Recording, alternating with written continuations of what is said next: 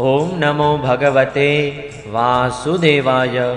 પાંચમો અધ્યાય સૃષ્ટિ વર્ણન। નારદજીએ પૂછ્યું, હે પિતાજી, આપ માત્ર મારા જ નહીં, સૌના પિતા છો। સમસ્ત દેવતાઓ કરતા શ્રેષ્ઠ અને સર્જનહાર છો। આપને મારા પ્રણામ છે। આપ મને એ જ્ઞાન આપો કે જેનાથી આત્મતત્વનો સાક્ષાત્કાર થઈ જાય છે। હે પિતાજી, આ સંસારનો શું લક્ષણ છે? એનો આધાર શો છે? એનું નિર્માણ કોણે કર્યું છે? એનો પ્રલય શામાં થાય છે? એ કોને આધીન છે? અને વાસ્તવમાં એ સી વસ્તુ છે? આપ તેનું તત્વ જણાવો। આપ તો આ સર્વ કંઈ જાણો છો, કારણ કે જે કંઈ થયું છે, થઈ રહ્યું છે અને થશે તેના સ્વામી આપ જ છો। આ સઘળો સંસાર હથેળીમાં રાખેલા આંબળાની જેમ આપની જ્ઞાન દ્રષ્ટિની અંતર્ગત જ છે। હે પિતાજી, આપને આ જ્ઞાન ક્યાંથી મળ્યું? આપ કોના આધારે રહેલા છો? આપના સ્વામી કોણ છે અને આપનું સ્વરૂપ શું છે? આપ એકલા જ પોતાની માયાથી પંચભૂતો વડે પ્રાણીઓનું સર્જન કરો છો, એ કેટલું અદ્ભુત છે। જેમ કરોળિયો અનાયાસે જ પોતાના મોઢામાંથી ઝાડ કાઢીને તેમાં રમવા લાગે છે, તેવી જ રીતે આપ પોતાની શક્તિના આશ્રયથી જીવોને પોતાનામાં ઉત્પન્ન કરો છો, અને તેમ છતાં આપનામાં કોઈ વિકાર થતો નથી। જગતમાં નામ, રૂપ અને ગુણોથી જે કંઈ જાણવામાં આવે છે, તેમાં મને એવી કોઈ સત, અસત, ઉત્તમ, મધ્યમ કે અધમ વસ્તુ દેખાતી નથી કે જે આપના સિવાય અન્ય કોઈથી ઉત્પન્ન થઈ હોય। આ પ્રમાણે સૌના ઈશ્વર હોવા છતાં પણ આપે એકાગ્ર ચિત્તે ઘોર તપસ્યા કરી, એ વાતથી મને મોહ અને સાથે જ મોટી શંકા પણ થઈ રહી છે કે શું આપનાથી પણ કોઈ મોટું છે ખરું? હે પિતાજી, આપ સર્વજ્ઞ અને સર્વેશ્વર છો। હું જે કંઈ પૂછી રહ્યો છું તે બધું આપ કૃપા કરીને એ રીતે સમજાવો કે જેથી હું આપનો ઉપદેશ બરાબર સમજી શકું। બ્રહ્માજીએ કહ્યું, હે બેટા નારદ, જીવો પ્રત્યે કરુણાભાવ સભર તમે આ ઘણો જ સુંદર પ્રશ્ન કર્યો છે, કારણ કે તેનાથી મને ભગવાનના ગુણોનું વર્ણન કરવાની પ્રેરણા મળી છે। તમે મારા વિશે સર્વેશ્વર, સર્વજ્ઞ આદિ જે કંઈ કહ્યું તે તમારું કહેવું અસત્ય તો નથી જ, કારણ કે જ્યાં સુધી મારાથી પરતત્વ જે સ્વયં ભગવાન જ છે તે જાણી લેવામાં આવતું નથી, ત્યાં સુધી આ બધો મારો જ પ્રભાવ દેખાય છે। સંપૂર્ણ જગતને પ્રકાશિત કરનારા ભગવાનના પ્રકાશથી પ્રકાશિત થઈને હું જગતનું સર્જન કરું છું, અને તેમના જ પ્રકાશથી પ્રકાશિત થઈને સૂર્ય, અગ્નિ, ચંદ્ર, નક્ષત્રો અને તારા વગેરે બધા જગતમાં પ્રકાશ ફેલાવે છે। તે ભગવાન વાસુદેવની હું વંદના કરું છું અને ધ્યાન પણ કરું છું કે જેમની દુર્જય માયાથી મોહિત થઈને લોકો મને જગતગુરુ કહે છે, ખરેખર તો જગતગુરુ ભગવાન છે। કૃષ્ણમ વંદે જગતગુરુમ, માયા તેમની સામે લજ્જાયમાન થઈને ડરતી રહે છે, પરંતુ સંસારના અજ્ઞાની મનુષ્યો તે માયાથી મોહિત થઈને આ હું છું, આ મારું છે એમ બક્યા કરે છે। ભગવત સ્વરૂપ હે નારદ, દ્રવ્ય, કર્મ, કાળ, સ્વભાવ અને જીવ આ બધું વાસ્તવમાં ભગવાનથી અલગ બીજી કોઈ વસ્તુ નથી। નારાયણ પરા વેદા, દેવા નારાયણાંગજા, નારાયણ પરા લોકા, નારાયણ પરા મખાહ, નારાયણ પરો યોગો, નારાયણ પરમ તપઃ, નારાયણ પરમ જ્ઞાનમ, નારાયણ પરા ગતિ। વેદો નારાયણ પરાયણ છે, દેવતાઓ પણ નારાયણના જ અંગોમાં કલ્પિત છે, અને સમસ્ત યજ્ઞો પણ નારાયણની જ પ્રસન્નતા માટે છે, તથા તેમનાથી જે લોકોની પ્રાપ્તિ થાય છે તે બધા પણ નારાયણમાં જ કલ્પિત છે। બધા પ્રકારના યોગ પણ નારાયણ પ્રાપ્તિના જ હેતુ છે। બધી તપસ્યાઓ નારાયણ ભણી જ લઈ જનારી છે। જ્ઞાન વડે પણ નારાયણ જ જ્ઞાત થાય છે। સમસ્ત સાધ્ય અને સાધનોનું પર્યાવસાન ભગવાન નારાયણમાં જ છે। તેઓ દ્રષ્ટા છે અને ઈશ્વર પણ છે, બધાના સ્વામી છે, નિર્વિકાર છે, છતાંય સર્વ સ્વરૂપ છે। તેમણે જ મને બનાવ્યો છે। અને તેમની દ્રષ્ટિથી જ પ્રેરાઈને હું તેમની ઈચ્છા અનુસાર સૃષ્ટિનું સર્જન કરું છું. ભગવાન માયાના ગુણોથી રહિત અને અનંત છે. સર્જન, સ્થિતિ અને પ્રલય માટે રજોગુણ, સત્વગુણ અને તમોગુણ આ ત્રણેય ગુણ માયા વડે તેમનામાં સ્વીકારાયેલા છે. આ જ ત્રણેય ગુણ દ્રવ્ય, જ્ઞાન અને ક્રિયાનો આશ્રય લઈને માયાથી અતીત નિત્ય મુક્ત મનુષ્યને પણ માયામાં સ્થિત થવાને લીધે કાર્ય, કારણ અને કર્તૃત્વના અભિમાનથી બાંધી લે છે. હે નારદ, આ ત્રણેય ગુણોના આવરણને કારણે જ ભગવાન કે જે ઇન્દ્રિયોથી પર છે તે ઢંકાઈ ગયા છે. તેથી તેમનું સત્ય સ્વરૂપ લક્ષિત થતું નથી. ગુણ દેખાય છે, ભગવાન દેખાતા નથી. સંપૂર્ણ સંસારના અને મારા પણ એકમાત્ર સ્વામી તે પરમાત્મા જ છે. માયાપતિ ભગવાને પોતે જ અનેક થવાની ઈચ્છા કરતા પોતાની માયાથી પોતાના સ્વરૂપમાં પોતે જ સ્થિત કાળ, કર્મ અને સ્વભાવનો સ્વીકાર કરી લીધો. કાળે ભગવાનની શક્તિથી જ ત્રણેય ગુણોમાં ક્ષોભ ઉત્પન્ન કર્યો. સ્વભાવે તેમને રૂપાંતરિત કરી દીધા અને કર્મે મહત્તત્વને જન્મ આપ્યો.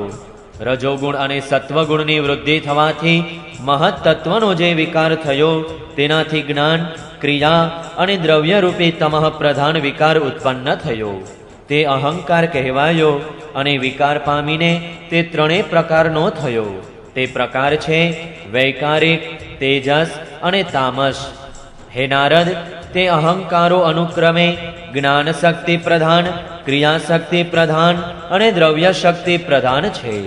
પંચમહાભૂતોના કારણરૂપ તામસ અહંકારમાં જ્યારે વિકાર થયો ત્યારે તેનાથી આકાશની ઉત્પત્તિ થઈ. આકાશની તન્માત્રા અને ગુણ શબ્દ છે. આ શબ્દ થકી જ દ્રષ્ટા અને દ્રશ્યનો બોધ થાય છે. આકાશમાં જ્યારે વિકાર થયો ત્યારે તેનાથી વાયુની ઉત્પત્તિ થઈ. તેનો ગુણ સ્પર્શ છે. પોતાના કારણોનો ગુણ આવી જવાથી આ શબ્દયુક્ત પણ છે. ઇન્દ્રિયોમાં સ્ફૂર્તિ, શરીરમાં જીવન શક્તિ, ઓજ અને બળ આના રૂપ છે. કાળ, કર્મ અને સ્વભાવથી વાયુમાં પણ વિકાર થયો તેનાથી તેજની ઉત્પત્તિ થઈ. તેનો પ્રધાન ગુણ રૂપ છે.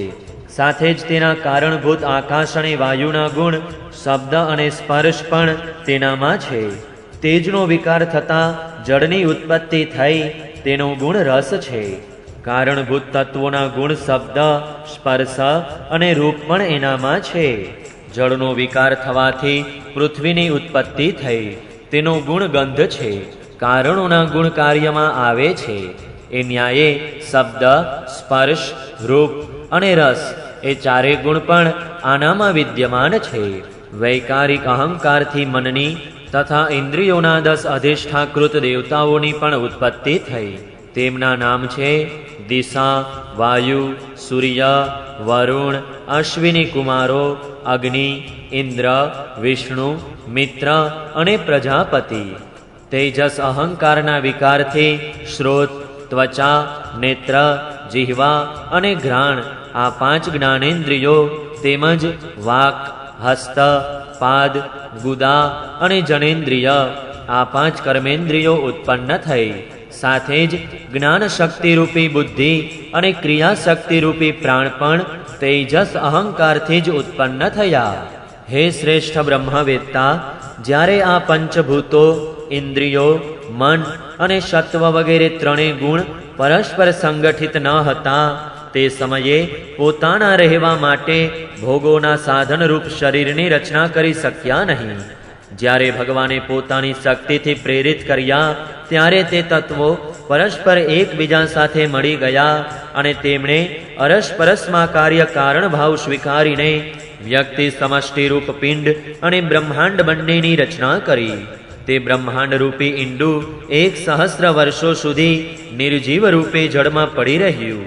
ત્યાર પછી કાળ, કર્મ અને સ્વભાવનો સ્વીકાર કરનાર ભગવાને તેમાં પ્રવેશ કરીને તેને જીવિત કરી દીધું.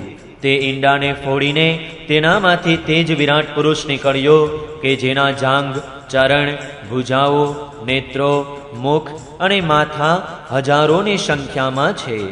વિદ્વાન પુરુષો ઉપાસના માટે તેના જ અંગોમાં સમસ્ત લોકોની અને તેમાં રહેનારી વસ્તુઓની કલ્પના કરે છે. તેની કમરથી નીચેના અંગોમાં 7 પાતાળોની અને તેનું પેડું એટલે કે નાભી નીચેના ભાગથી ઉપરના અંગોમાં 7 સ્વર્ગોની કલ્પના કરવામાં આવે છે. બ્રાહ્મણો આ વિરાટ પુરુષના મુખ છે, ક્ષત્રિયો ભુજાઓ છે, વૈશ્યો જાંઘોમાંથી અને શૂદ્રો પગોમાંથી ઉત્પન્ન થયેલા છે. પગોથી માંડીને કમર સુધી 7 પાતાળની તથા પૃથ્વીલોકની કલ્પના કરવામાં આવી છે. નાભીમાં ભુવરલોકની, હૃદયમાં સ્વર્ગલોકની અને પરમાત્માના વક્ષસ્થળમાં મહરલોકની કલ્પના કરવામાં આવી છે. તેના ગળામાં જનલોક, બંને સ્તનોમાં તપલોક અને મસ્તકમાં બ્રહ્માનું નિત્ય નિવાસ સ્થાન સત્યલોક છે. તે વિરાટ પુરુષની કમરમાં અતલ, જાંઘોમાં વિતલ, ઘૂંટણોમાં પવિત્ર સુતલ અને જંઘાઓમાં તલાતલની કલ્પના કરવામાં આવી છે. એડીની ઉપરની ગાંઠોમાં એટલે કે ઘૂંટીઓમાં મહાતલ, પંજાઓ અને એડીઓ એટલે કે પાનીઓમાં રસાતલ અને તળિયાઓમાં પાતાલ લોક સમજવાના છે. આ રીતે વિરાટ પુરુષ સર્વલોકમય છે. વિરાટ ભગવાનના અંગોમાં એ પ્રમાણે 3 લોકની કલ્પના પણ કરવામાં આવે છે કે તેમના ચરણોમાં પૃથ્વી છે, નાભીમાં ભુવરલોક છે અને મસ્તકમાં સ્વર્ગલોક છે. આ પ્રમાણે અલગ અલગ માન્યતાઓ છે. બીજા સ્કંદ અંતર્ગત પુરુષ સંસ્થાનું વર્ણન નામનો 5મો અધ્યાય સમાપ્ત. જય શ્રી કૃષ્ણ. ઓમ નમો ભગવતે વાસુદેવાય. 6ઠ્ઠો અધ્યાય વિરાટ સ્વરૂપની વિભૂતિઓનું વર્ણન. બ્રહ્માજી કહે છે, તે જ વિરાટ પુરુષના મુખમાંથી વાણી અને તેના અધિષ્ઠાતૃ દેવતા અગ્નિ ઉત્પન્ન થયેલા છે. 7 છંદ તેમની 7 ધાતુઓમાંથી નીકળેલા છે. મનુષ્યો, પિતૃઓ અને દેવતાઓને ભોજન કરવા યોગ્ય અન્ન, બધા પ્રકારના રસ, રસેન્દ્રિય અને તેના અધિષ્ઠાતૃ દેવતા વિરાટ પુરુષની જીહ્વામાંથી ઉત્પન્ન થયેલ છે. તેમના નરસ્કોરામાંથી પ્રાણ, અપાન, વ્યાન, ઉદાન અને સમાન આ 5 પ્રાણ અને વાયુ તથા ઘ્રાણેન્દ્રિયમાંથી અશ્વિની કુમારો, સમસ્ત ઔષધિઓ તેમજ સાધારણ તથા વિશિષ્ટ ગંધ ઉત્પન્ન થયેલ છે. તેમની નેત્ર ઇન્દ્રિય રૂપ અને તેજની તથા તેમના નેત્ર ગોલક સ્વર્ગ અને સૂર્યની જન્મભૂમિ છે. સમસ્ત દિશાઓ અને પવિત્ર કરનારા તીર્થો કાનોમાંથી તથા આકાશ અને શબ્દ શ્રોત્ર ઇન્દ્રિયમાંથી નીકળેલા છે. તેમનું શરીર સંસારની બધી જ વસ્તુઓના સાર ભાગનો તેમજ સૌંદર્યનો ખજાનો છે. તે વિરાટ પુરુષની ત્વચા, સ્પર્શ અને વાયુ છે. બધી ઇન્દ્રિયોનું સ્થાન તેમની ત્વચા છે. જમીનમાંથી ઉત્પન્ન થનારા બધા પદાર્થો કે જેનાથી યજ્ઞ સંપાદન થાય છે તે વિરાટ પુરુષના રોમ એટલે કે રૂવાટા છે. તેમના કેસ, દાઢી, મૂછ અને નખોમાંથી મેઘ, વીજળી, શિલા તેમજ લોઢું આદિ ધાતુઓ તથા તેમની ભુજાઓમાંથી ઘણું કરીને સંસારનું રક્ષણ કરનારા લોકપાલો પ્રગટ થયેલા છે. ભુઃ, ભુવઃ, સ્વઃ 3 લોક તેમની ગતિ છે. ભગવાનના ચરણકમળ સર્વ પ્રકારે કલ્યાણ માટે, શરણ માટે અને સર્વ કામનાઓની પૂર્તિ માટેનું સ્થાન છે. વિરાટ પુરુષનું લિંગ જળ, વીર્ય, સૃષ્ટિ, મેઘ અને પ્રજાપતિઓનો આધાર છે તથા તેમની જનેન્દ્રિય પ્રજનન, આનંદ અને સુખનું ઉગમ સ્થાન છે. હે નારદ, વિરાટ પુરુષની પાયુ ઇન્દ્રિય યમ, મિત્ર અને મળત્યાગનું તેમજ તેનું ગુદાદ્વાર હિંસા, નિવૃત્તિ, મૃત્યુ અને નરકનું ઉત્પત્તિ સ્થાન છે.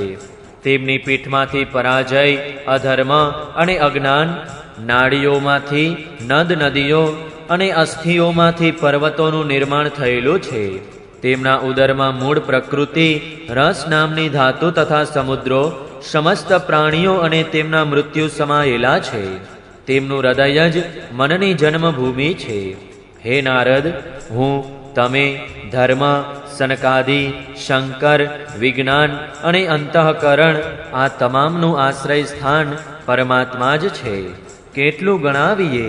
હું, તમે, તમારા મોટા ભાઈ સનકાદિ, શંકર, દેવતાઓ, દૈત્યો, મનુષ્યો, નાગો, પક્ષીઓ, મૃગો, સરીસૃપ જીવો, ગંધર્વો, અપ્સરાઓ, યક્ષો, રાક્ષસ, ભૂત પ્રેત, શાપ, પશુ, પિતૃ, સિદ્ધ, વિદ્યાધર, ચારણ, વૃક્ષ અને અનેક પ્રકારના જીવ કે જે આકાશ, જળ અથવા સ્થળમાં રહે છે, ગ્રહ, નક્ષત્રો, કેતુ એટલે કે પૂંછડિયા તારા, વીજળી અને વાદળા, આ તમામે તમામ વિરાટ પુરુષ જ છે. આ સંપૂર્ણ વિશ્વ જે કંઈ પણ હતું, છે અને હશે એ સર્વમાં તે જ વ્યાપ્ત છે અને તેની અંદર આ વિશ્વ તેના કેવળ 10 આંગળાના પરિમાણમાં જ રહેલ છે. જેમ સૂર્ય પોતાના મંડળને પ્રકાશિત કરતો રહીને જ બહાર પણ પ્રકાશ વેરે છે, તે જ રીતે પુરાણ પુરુષ પરમાત્મા પણ સંપૂર્ણ વિરાટ વિગ્રહને પ્રકાશિત કરતા રહીને જ તેની બહાર અંદર સર્વત્ર એકરસ પ્રકાશિત થઈ રહ્યા છે. તે વિરાટ પુરુષ મોક્ષ અને અભયના સ્વામી છે, જે મર્ત્ય અન્ન છે, અર્થાત મનુષ્ય પોતાની ક્રિયા અને સંકલ્પથી જે પણ નિર્માણ કરે છે તે બધાથી તે પરે છે. તેથી જ કોઈ પણ તેના મહિમાનો પાર પામી શકતું નથી. સમસ્ત લોકો ભગવાનના એક પાદ માત્રમાં સ્થિત છે તથા તેમના અંશ માત્ર લોકોમાં સમસ્ત પ્રાણીઓ નિવાસ કરે છે. ભૂરલોક, ભુવરલોક અને સ્વરલોકની ઉપર મહરલોક છે. તેનાથી પણ ઉપર જનલોક, તપલોક અને સત્યલોકમાં અનુક્રમે અમૃત, ક્ષેમ અને અભયનો નિત્ય નિવાસ છે. જન, તપ અને સત્ય આ ત્રણેય લોકમાં બ્રહ્મચારી, વાનપ્રસ્થો અને સંન્યાસીઓ નિવાસ કરે છે. દીર્ઘકાલીન બ્રહ્મચર્યહીન ગૃહસ્થો ભૂલોક, ભુવરલોક અને સ્વર્ગલોકમાં નિવાસ કરે છે. શાસ્ત્રોમાં 2 માર્ગ બતાવ્યા છે. એક અવિદ્યારૂપ કર્મ માર્ગ કે જે સકામ મનુષ્યો માટે છે અને બીજો ઉપાસનારૂપ વિદ્યા માર્ગ કે જે નિષ્કામ ઉપાસકો માટે છે. મનુષ્ય એ બંનેમાંથી કોઈ એકનો આશ્રય લઈને ભોગ મેળવી આપનારા દક્ષિણ માર્ગે અથવા તો મોક્ષ મેળવી આપનારા ઉત્તર માર્ગે યાત્રા કરે છે. પરંતુ પુરુષોત્તમ ભગવાન બંનેના આધારભૂત છે. જેમ સૂર્ય પોતાના કિરણોથી સૌને પ્રકાશિત કરતો હોવા છતાં પણ સૌથી અલગ છે, તેવી જ રીતે જે પરમાત્માથી આ અખંડની એટલે કે વિરાટ પુરુષની અને પંચભૂતો, 11 ઇન્દ્રિયો અને ગુણમય વિરાટની ઉત્પત્તિ થઈ છે, તે પ્રભુ પણ આ સમસ્ત વસ્તુઓની અંદર અને તેમના રૂપમાં રહેવા છતાં પણ તેમનાથી સર્વથા અતીત છે. જે સમયે આ વિરાટ પુરુષના નાભી કમળમાંથી મારો જન્મ થયો, તે સમયે તે પુરુષના અંગો સિવાય મને અન્ય કોઈ પણ યજ્ઞની સામગ્રી મળી નહીં. ત્યારે મેં તેમના અંગોમાં જ યજ્ઞોના પશુ, યુપ એટલે કે સ્તંભ, કુશ આ યજ્ઞભૂમિ અને યજ્ઞોચિત ઉત્તમ કાળની કલ્પના કરી. હે ઋષિ શ્રેષ્ઠ, યજ્ઞ માટે આવશ્યક પાત્રો વગેરે વસ્તુઓ, જવ, અક્ષત આદિ ઔષધિઓ, ઘી વગેરે સ્નિગ્ધ પદાર્થો, 6 રસો, લોઢું, માટી, જળ, રૂક, યજુઃ, શામ, ચાતુર્હોત્ર, યજ્ઞોના નામ, મંત્ર, દક્ષિણા, વ્રત, દેવતાઓના નામ, પદ્ધતિ ગ્રંથ, સંકલ્પ, તંત્ર પદ્ધતિ, ગતિ, મતિ, શ્રદ્ધા, પ્રાયશ્ચિત અને સમર્પણ આ સમસ્ત યજ્ઞ સામગ્રી મેં વિરાટ પુરુષના અંગોમાંથી ભેગી કરી. આ પ્રમાણે વિરાટ પુરુષના અંગોમાંથી જ સઘળી સામગ્રીઓનો સંગ્રહ કરીને મેં તે સામગ્રીઓ વડે તે યજ્ઞ સ્વરૂપ પરમાત્માનું યજ્ઞ દ્વારા યજન કર્યું. ત્યાર પછી તમારા મોટા ભાઈ આ 9 પ્રજાપતિઓએ પોતાના ચિત્તને પૂર્ણપણે સમાહિત કરીને વ્યક્ત રૂપમાં વિરાટ પુરુષની અને અવ્યક્ત રૂપમાં અંતર્યામી રૂપે રહેલા તે પુરુષની આરાધના કરી. ત્યાર પછી અવારનવાર મનુ, ઋષિઓ, પિતૃઓ, દેવતાઓ, દૈત્યો અને મનુષ્યોએ યજ્ઞો દ્વારા ભગવાનની આરાધના કરી. હે નારદ, આ સંપૂર્ણ વિશ્વ તે જ ભગવાન નારાયણમાં સ્થિત છે કે જેઓ સ્વયં તો પ્રાકૃત ગુણોથી રહિત છે, પરંતુ સૃષ્ટિના પ્રારંભમાં માયા વડે ઘણા બધા ગુણો ગ્રહણ કરી લે છે. તેમની જ પ્રેરણાથી હું આ સંસારની રચના કરું છું. તેમને જ આધીન થઈને ભગવાન શંકર તેનો સંહાર કરે છે અને તેઓ સ્વયં વિષ્ણુના રૂપમાં તેનું પાલન કરે છે. કારણ કે તેમણે સત્વ, રજસ અને તમસની 3 શક્તિઓ સ્વીકારેલી છે. હે બેટા, જે કંઈ તમે પૂછ્યું હતું તેનો ઉત્તર મેં તમને આપ્યો છે. ભાવ કે અભાવ, કાર્ય કે કારણના રૂપમાં એવી કોઈ પણ વસ્તુ નથી કે જે ભગવાનથી ભિન્ન હોય. હે પ્રિય નારદ, હું પ્રેમપૂર્ણ અને ઉત્કંઠિત હૃદયથી ભગવત સ્મરણમાં મગ્ન રહું છું. તેથી જ મારી વાણી ક્યારેય અસત્ય થતી જણાતી નથી. મારું મન ક્યારેય અસત્ય સંકલ્પ કરતું નથી અને મારી ઇન્દ્રિયો પણ ક્યારેય મર્યાદાનું ઉલ્લંઘન કરીને કુમાર્ગે જતી નથી. હું વેદ મૂર્તિ છું. મારું જીવન તપોમય છે. મોટા મોટા પ્રજાપતિઓ મારી વંદના કરે છે અને હું તેમનો સ્વામી છું. પહેલા મેં ખૂબ નિષ્ઠાપૂર્વક યોગનું સર્વાંગ અનુષ્ઠાન કર્યું હતું, પરંતુ હું પોતાના મૂળ કારણભૂત પરમાત્માના સ્વરૂપને જાણી શક્યો નહીં. કારણ કે તેઓ તો એકમાત્ર ભક્તિથી જ પ્રાપ્ત થાય છે. હું તો પરમ મંગલમય અને શરણે આવેલા ભક્તોને જન્મ મૃત્યુમાંથી છોડાવનારા પરમ કલ્યાણ સ્વરૂપ ભગવાનના ચરણોને જ નમસ્કાર કરું છું. તેમની માયાની શક્તિ અપાર છે. જેમ આકાશ પોતાનો અંત જાણતું નથી, તેવી જ રીતે તેઓ પણ પોતાના મહિમાનો વ્યાપ જાણતા નથી. આવી સ્થિતિમાં બીજાઓ તો તેનો પાર પામી જ કેમ શકે? હું, તમે, મારા પુત્રો અને શંકરજી પણ તેમના સત્ય સ્વરૂપને જાણતા નથી. ત્યારે બીજા દેવતાઓ તો તેમને જાણી જ કેમ શકે? આપણે સૌ એ રીતે મોહિત થયેલા છીએ કે તેમની માયા વડે રચાયેલા જગતને પણ બરાબર સમજી શકતા નથી.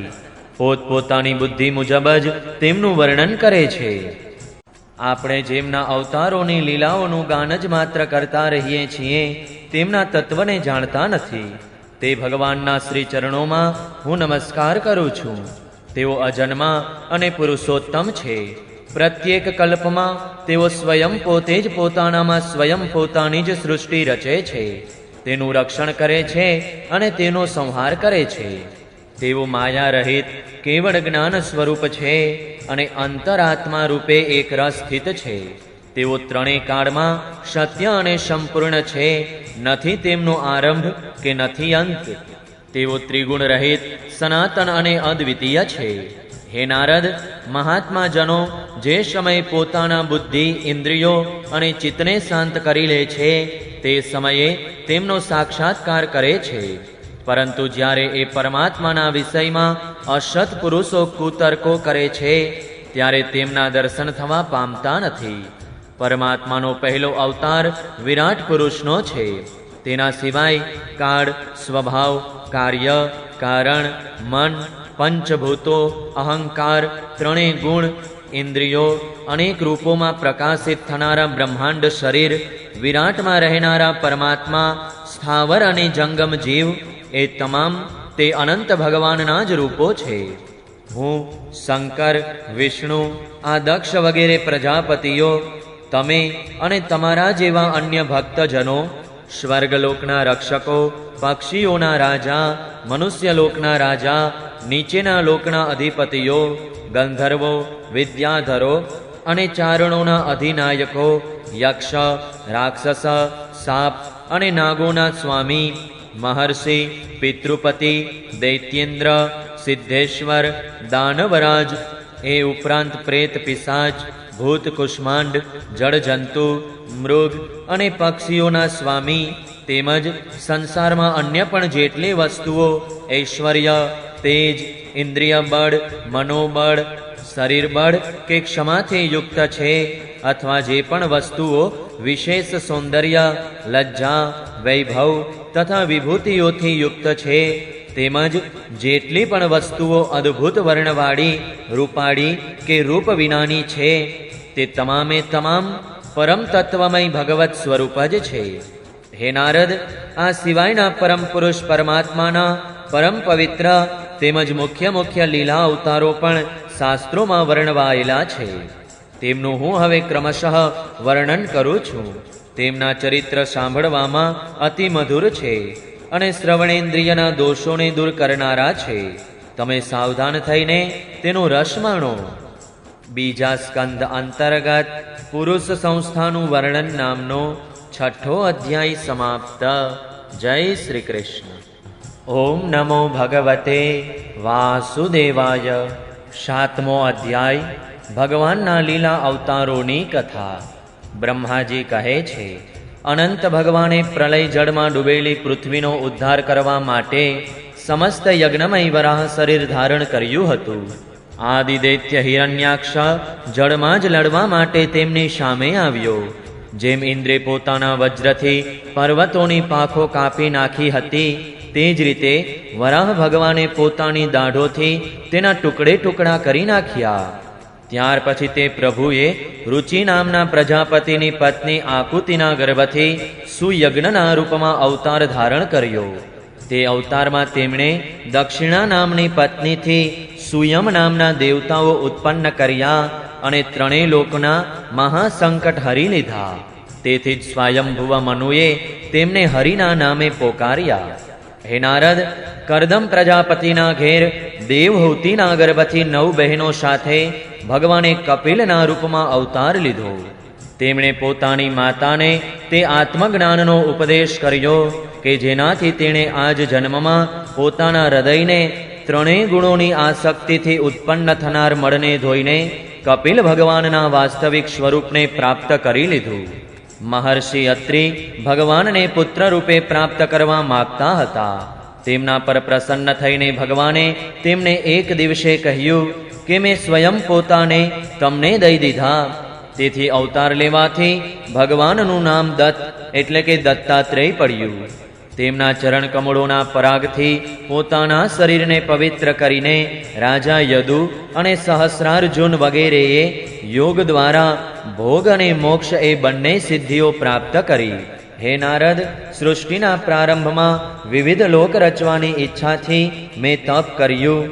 મારા તે અખંડ તપથી પ્રસન્ન થઈને ભગવાને તપ અર્થવાળા સન નામથી યુક્ત સનક, સનંદન, સનાતન અને સનતકુમારના રૂપમાં અવતાર લીધો. આ અવતારમાં તેમણે પ્રલયને કારણે પહેલા કલ્પના ભૂલાયેલા આત્મજ્ઞાનનો ઋષિઓને યથાવત ઉપદેશ કર્યો કે જેનાથી તે બધાએ પોતાના હૃદયમાં તત્કાળ પરમ તત્વનો સાક્ષાત્કાર કર્યો. ધર્મની પત્ની દક્ષ કન્યા મૂર્તિના ગર્ભથી તેઓ નર નારાયણના રૂપમાં પ્રગટ થયા. તેમના તપનો પ્રભાવ તેમના જેવો જ છે. ઇન્દ્રે મોકલેલી કામિની સેના અપ્સરાઓ તેમની સામે જતા જ પોતાનો સ્વભાવ ખોઈ બેઠી. તેઓ પોતાના હાવભાવથી તે આત્મ સ્વરૂપ ભગવાનના તપમાં વિઘ્ન નાખી શકી નહીં. હે નારદ, શંકર વગેરે મહાનુભાવો પોતાની રોષભરી દ્રષ્ટિથી કામદેવને બાળી નાખે છે, પરંતુ સ્વયં પોતાને બાળનારા અસહ્ય ક્રોધને તેઓ બાળી શકતા નથી. તે જ ક્રોધ નર નારાયણના નિર્મળ હૃદયમાં પ્રવેશ કરતા પહેલા જ ડરનો માર્યો કાંપી ઉઠે છે. તો પછી ભલા તેમના હૃદયમાં કામનો પ્રવેશ તો થઈ જ કેમ શકે? પોતાના પિતા રાજા ઉત્તાનપાદની પાસે બેસેલા 5 વર્ષના બાળક ધ્રુવને તેમની સાવકી માતા સુરુચિએ પોતાના વચન બાણોથી વિંધ્યા. આટલી નાની અવસ્થા હોવા છતાંય તેઓ તે ગ્લાનીને લીધે તપ કરવા વનમાં ગયા. તેમની પ્રાર્થનાથી પ્રસન્ન થઈને ભગવાન પ્રગટ થયા અને તેમણે ધ્રુવને ધ્રુવપદનું વરદાન આપ્યું. આજે પણ દિવ્ય મહર્ષિઓ ધ્રુવની ઉપર નીચે પ્રદક્ષિણા કરતા કરતા તેમની સ્તુતિ કરતા રહે છે. કુમાર્ગગામી વેનના ઐશ્વર્ય અને પૌરુષ બ્રાહ્મણોના હુંકાર રૂપી વજ્રથી બળીને ભસ્મ થઈ ગયા. તે નરકમાં પડવા લાગ્યો. ઋષિઓની પ્રાર્થનાથી ભગવાને તેના શરીર મંથનથી પૃથુના રૂપમાં અવતાર ધારણ કરીને તેને નરકોમાંથી ઉગાર્યો અને આ પ્રમાણે પુત્ર શબ્દને ચરિતાર્થ કર્યો. તે જ અવતારમાં પૃથ્વીને ગાય બનાવીને તેમણે તેમાંથી જગત માટે સમસ્ત ઔષધિઓનું દોહન કર્યું. રાજા નાભીની પત્ની સુદેવીના ગર્ભથી ભગવાને વૃષભદેવના રૂપમાં જન્મ લીધો. આ અવતારમાં સમસ્ત આસક્તિઓથી રહિત થઈને પોતાની ઇન્દ્રિયો અને મનનું અત્યંત સમન કરીને તેમજ પોતાના સ્વરૂપમાં સ્થિત થઈને સમદર્શીના રૂપમાં તેમણે જળની જેમ યોગચર્યાનું આચરણ કર્યું. આ સ્થિતિને મહર્ષિઓ પરમહંસ પદ અથવા તો અવધૂતચર્યા કહે છે. આ પછી સ્વયં તેજ યજ્ઞ પુરુષે મારા યજ્ઞમાં સ્વર્ણ જેવી કાંતિવાળા હયગ્રીવના રૂપમાં અવતાર લીધો. ભગવાનનો તે વિગ્રહ વેદમય, યજ્ઞમય અને સર્વદેવમય છે. તેમની જ નાસિકામાંથી શ્વાસ રૂપે વેદવાણી પ્રગટ થઈ. ચાક્ષુષ મન્વંતરના અંતમાં ભાવિ મનુ સત્યવ્રતે મત્સ્યના રૂપમાં ભગવાનને પ્રાપ્ત કર્યા. તે સમયે પૃથ્વીરૂપી નૌકાનો આશ્રય હોવાને કારણે તેઓ જ સમસ્ત જીવોના આશ્રય બન્યા. પ્રલયના તે ભયંકર જળમાં મારા મુખમાંથી ઝરેલા વેદોને લઈને તેઓ તેમાં જ વિહાર કરતા રહ્યા. જ્યારે મુખ્ય દેવતાઓ અને દાનવો અમૃત પ્રાપ્તિ માટે ક્ષીરસાગરનું મંથન કરી રહ્યા હતા, ત્યારે ભગવાને કચ્છપના રૂપમાં પોતાની પીઠ ઉપર મંદરાચળને ધારણ કર્યો. તે સમયે પર્વતના ઘૂમવાને કારણે તેના ઘસાવાથી તેમની પીઠની ખંજવાળ થોડી મટી, જેને લીધે તેઓ થોડી ક્ષણો સુધી આરામથી ઊંઘી ગયા. ત્રિલોકનો મહાન ભાઈ હરી લેવા માટે તેમણે નરસિંહનું રૂપ ધારણ કર્યું. ફળફળતી ભમરો અને તીક્ષ્ણ દાઢોથી તેમનું મુખ ઘણું ભયંકર લાગતું હતું. તેમને જોતા જ હિરણ્યકશિપુ હાથમાં ગદા લઈને તેમના પર તૂટી પડ્યો અને તેથી ભગવાન નૃસિંહે દૂરથી જ તેને પકડી લઈને પોતાની જાંઘોમાં નાખ્યો અને તે તરફડતો રહ્યો હોવા છતાંય પોતાના નખોથી તેનું પેટ ચીરી નાખ્યું. ઘણા ઊંડા સરોવરમાં મહાબળવાન ગ્રાહે ગજેન્દ્રનો પગ પકડી લીધો. જ્યારે તે ગજેન્દ્ર ઘણો થાક્યો અને ગભરાઈ ગયો, ત્યારે તેણે પોતાની શુંઢમાં કમળ લઈને ભગવાનને પોકાર્યા કે હે આદિ પુરુષ, હે સમસ્ત લોકોના સ્વામી, હે શ્રવણ માત્રથી કલ્યાણ કરનાર. તેનો પોકાર સાંભળીને અનંત શક્તિના ભગવાન ચક્રપાણી નારાયણ ગરુડની પીઠ પર ચઢીને ત્યાં આવ્યા અને તેમણે પોતાના ચક્રથી ગ્રાહનું મસ્તક છેદી નાખ્યું. આ રીતે કૃપાળુ ભગવાને પોતાના શરણાગત ગજેન્દ્રની શુંઢ સાહીને તેનો તે વિપત્તિમાંથી ઉદ્ધાર કર્યો. ભગવાન વામન અદિતિના પુત્રોમાં સૌથી નાના હતા, પરંતુ ગુણોની દ્રષ્ટિએ તેઓ સૌથી મહાન હતા. કારણ કે યજ્ઞ પુરુષ ભગવાને આ અવતારમાં બલિનો સંકલ્પ છૂટતા જ સમસ્ત લોકને પોતાના ચરણોથી માપી લીધા હતા.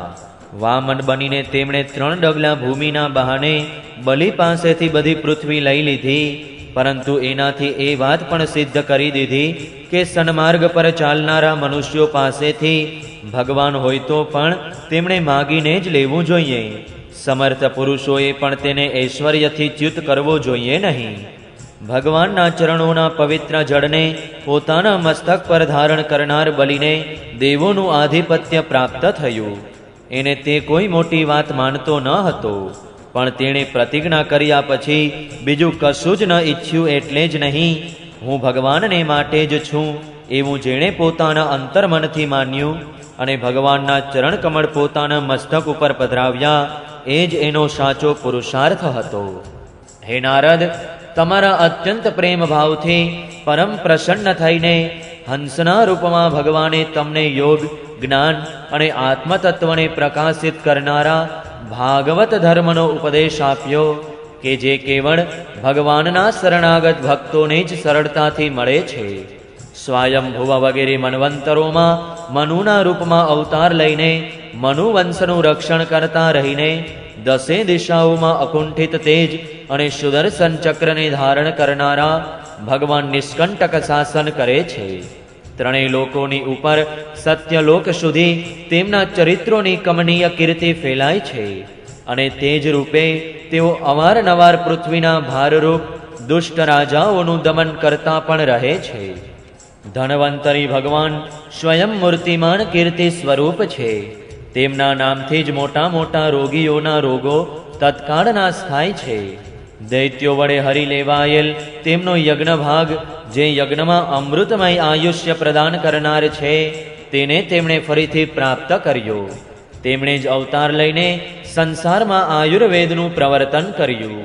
એ જ ભગવાને ઉગ્ર પરાક્રમવાળા મહાત્મા પરશુરામ રૂપે ભાગ્યવશાત વિનાશ માટે જ વધી ગયેલા બ્રાહ્મણોનો દ્રોહ કરનારા અને જેમણે પોતાનો માર્ગ છોડી દીધો છે તેના ફળ સ્વરૂપે નરકની પીડાને પ્રાપ્ત થનારા તથા પૃથ્વી માટે કંકટરૂપ એવા ક્ષત્રિય સમુદાયનો પોતાના ઘોર પરશુની તીક્ષ્ણ ધારથી 21 વાર સંહાર કર્યો.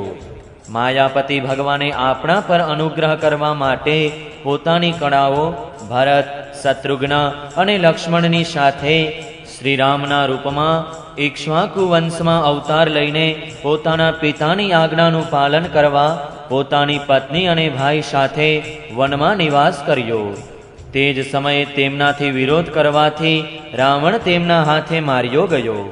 ત્રિપુર વિમાનને બાળી મૂકવા ઉદ્યત થયેલા શંકરની જેમ ભગવાન શ્રીરામ જે સમયે શત્રુની નગરી લંકાને ભસ્મ કરવા માટે સમુદ્ર કિનારે પહોંચ્યા તે સમયે તેમના પ્રિય પત્ની સીતાજીના વિયોગને કારણે વૃદ્ધિ પામેલા ક્રોધાગ્નિથી તેમની આંખો એટલી લાલ થઈ ગઈ હતી કે તેમની દ્રષ્ટિથી જ સમુદ્રના મગરમચ્છ, સાપ, ગ્રાહ વગેરે જીવો સંતપ્ત થવા લાગ્યા અને ભયથી થરથર કંપતા સમુદ્રે ઝટપટ તેમને માર્ગ આપી દીધો. રાવણના કઠોર વક્ષસ્થળથી ભટકાઈને ઇન્દ્રના વાહન ઐરાવતના દાંત તૂટીને ચૂરચૂર થઈ ચારે દિશાઓમાં વિખેરાઈ ગયા. તેથી દિશાઓ પણ સફેદ થઈ ગઈ. ત્યારે ઘમંડથી ફૂલાઈને અટ્ટહાસ કરનારો રાવણ જ્યારે શ્રીરામચંદ્રજીના પત્ની સીતાજીને હરી લાવ્યો ત્યારે શ્રીરામની સામે યુદ્ધ ભૂમિમાં ગર્વપૂર્વક લડવા આવ્યો અને ભગવાન શ્રીરામના ધનુષ્ય ટંકારથી જ તેનો ઘમંડ અને પ્રાણ ગુમાવી બેઠો.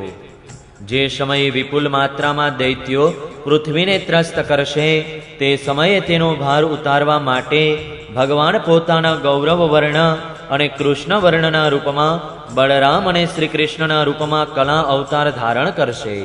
તેઓ પોતાનો મહિમા પ્રગટ કરવા માટે એટલા અદ્ભુત ચરિત્રો કરશે કે સંસારના મનુષ્યો તેમની લીલાઓનું રહસ્ય બિલકુલ સમજી શકશે નહીં.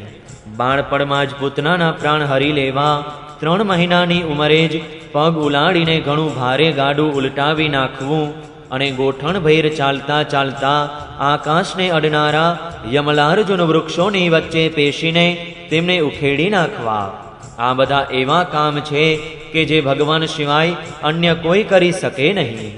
જ્યારે કાલિય નાગના વિષથી દૂષિત થયેલા યમુનાના જળ પીને વાછડા અને ગોપ બાળકો મરી જશે ત્યારે તેઓ પોતાની સુધાપૂર્ણ કૃપા દ્રષ્ટિની વૃષ્ટિથી જ તેમને જીવતા કરી દેશે અને યમુનાના જળને શુદ્ધ કરવા માટે તેઓ તેમાં વિહાર કરશે તથા અત્યંત ભયાનક ઝેરવાળા પરાક્રમી અને જીભ લપકારતા કાલિય નાગને ત્યાંથી કાઢી મૂકશે.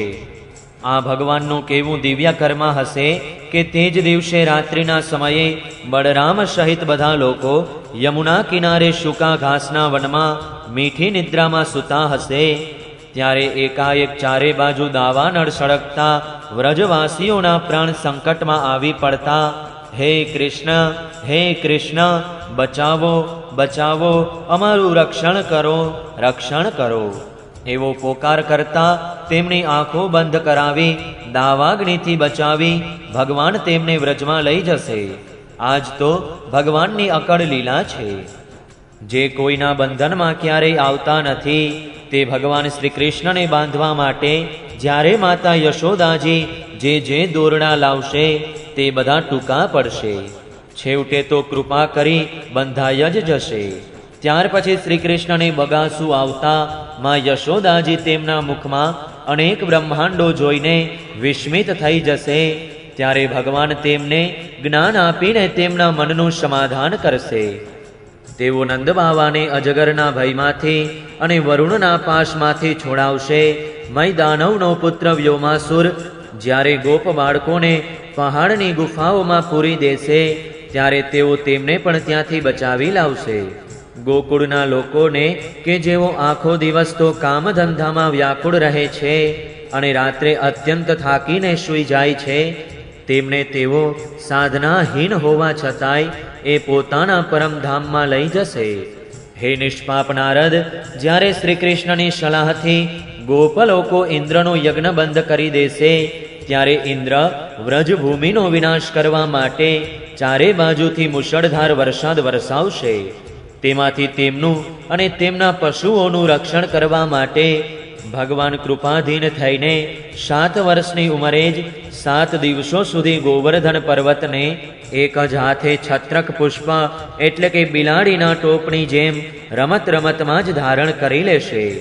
વૃંદાવનમાં વિહાર કરતા કરતા શરદ પૂર્ણિમાની રાત્રિના સમયે ચંદ્રમાની ચારે બાજુ ખીલેલી ઉજ્જવળ ચાંદનીમાં રાસ રમવાની ઈચ્છાથી શ્રી કૃષ્ણ દ્વારા ગોપીઓને આમંત્રિત કરનારા મધુર વેણુનાદને સાંભળીને શ્રી કૃષ્ણ મિલનની તીવ્ર લાલસાથી અને શ્રી કૃષ્ણ સાથેના મહારાસ દ્વારા પરમાનંદની અનુભૂતિ કરનારી ગોપીઓને જ્યારે કુબેરનો પુત્ર શંખચૂડ હરી જશે, ત્યારે ભગવાન તેનું મસ્તક છેદી ગોપીઓને છોડાવશે.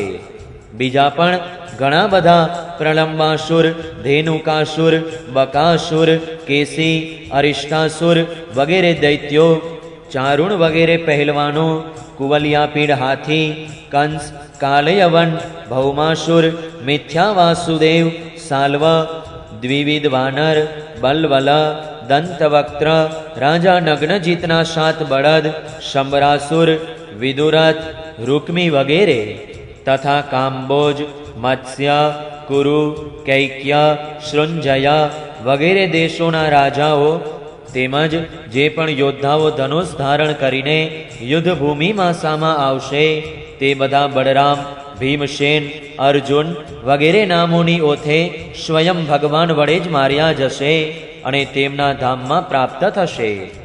કાળક્રમે લોકોની સમજ ઓછી થઈ જાય છે, આયુષ્ય પણ ટૂંકું થવા લાગે છે. તે સમયે ભગવાન જ્યારે જુએ છે કે હવે આ લોકો મારું તત્વ બતાવનારી વેદવાણીને સમજવામાં અસમર્થ છે, ત્યારે પ્રત્યેક કલ્પમાં સત્યવતીના ગર્ભથી વ્યાસ રૂપે પોતે જ પ્રગટ થઈને વેદરૂપી વૃક્ષનું વિભિન્ન શાખાઓના રૂપમાં વિભાજન કરે છે. દેવતાઓના શત્રુ દૈત્યો, જેમને વૈદિક કર્મનો અધિકાર નથી, તે પણ વેદમાર્ગનો સહારો લઈને મય દાનવે બનાવેલા અદ્રશ્ય વેગવાળા નગરોમાં રહીને યજ્ઞો કરશે અને લોકોનો સત્યાનાશ કરશે. ત્યારે ભગવાન લોકોની બુદ્ધિમાં મોહ અને અતિલોભ ઉત્પન્ન કરનારો વેશ ધારણ કરીને બુદ્ધના રૂપમાં ઘણા બધા ઉપધર્મોનો ઉપદેશ કરશે.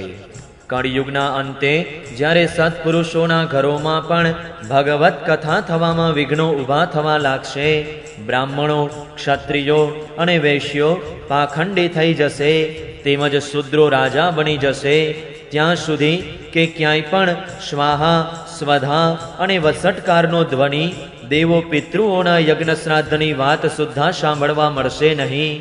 ત્યારે કળિયુગનું શાસન કરવા માટે ભગવાન કલ્કી અવતાર ધારણ કરશે.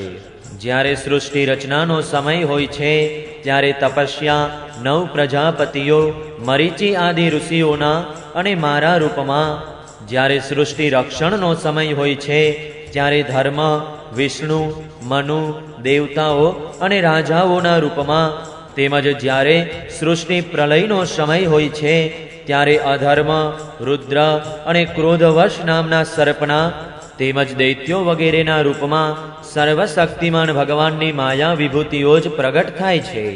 કોઈ વ્યક્તિ ભલે પૃથ્વીના રજકણોની ગણતરી અસંભવ હોવા છતાં પણ કરી શકે, પરંતુ ભગવાનના પરાક્રમોની ગણતરી કરવી એ સંભવ નથી.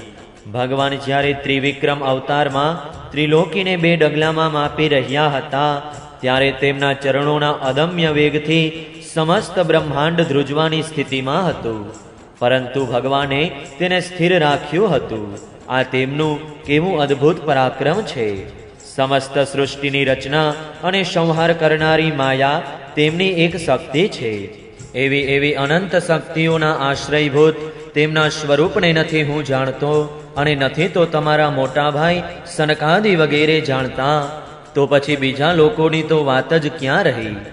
આદિદેવ ભગવાન શેષ પોતાના સહસ્ર મુખોથી તેમના ગુણગાન કરતા રહ્યા છે, પરંતુ તેઓ હજી પણ તેમના અંતની કલ્પના કરી શકતા નથી.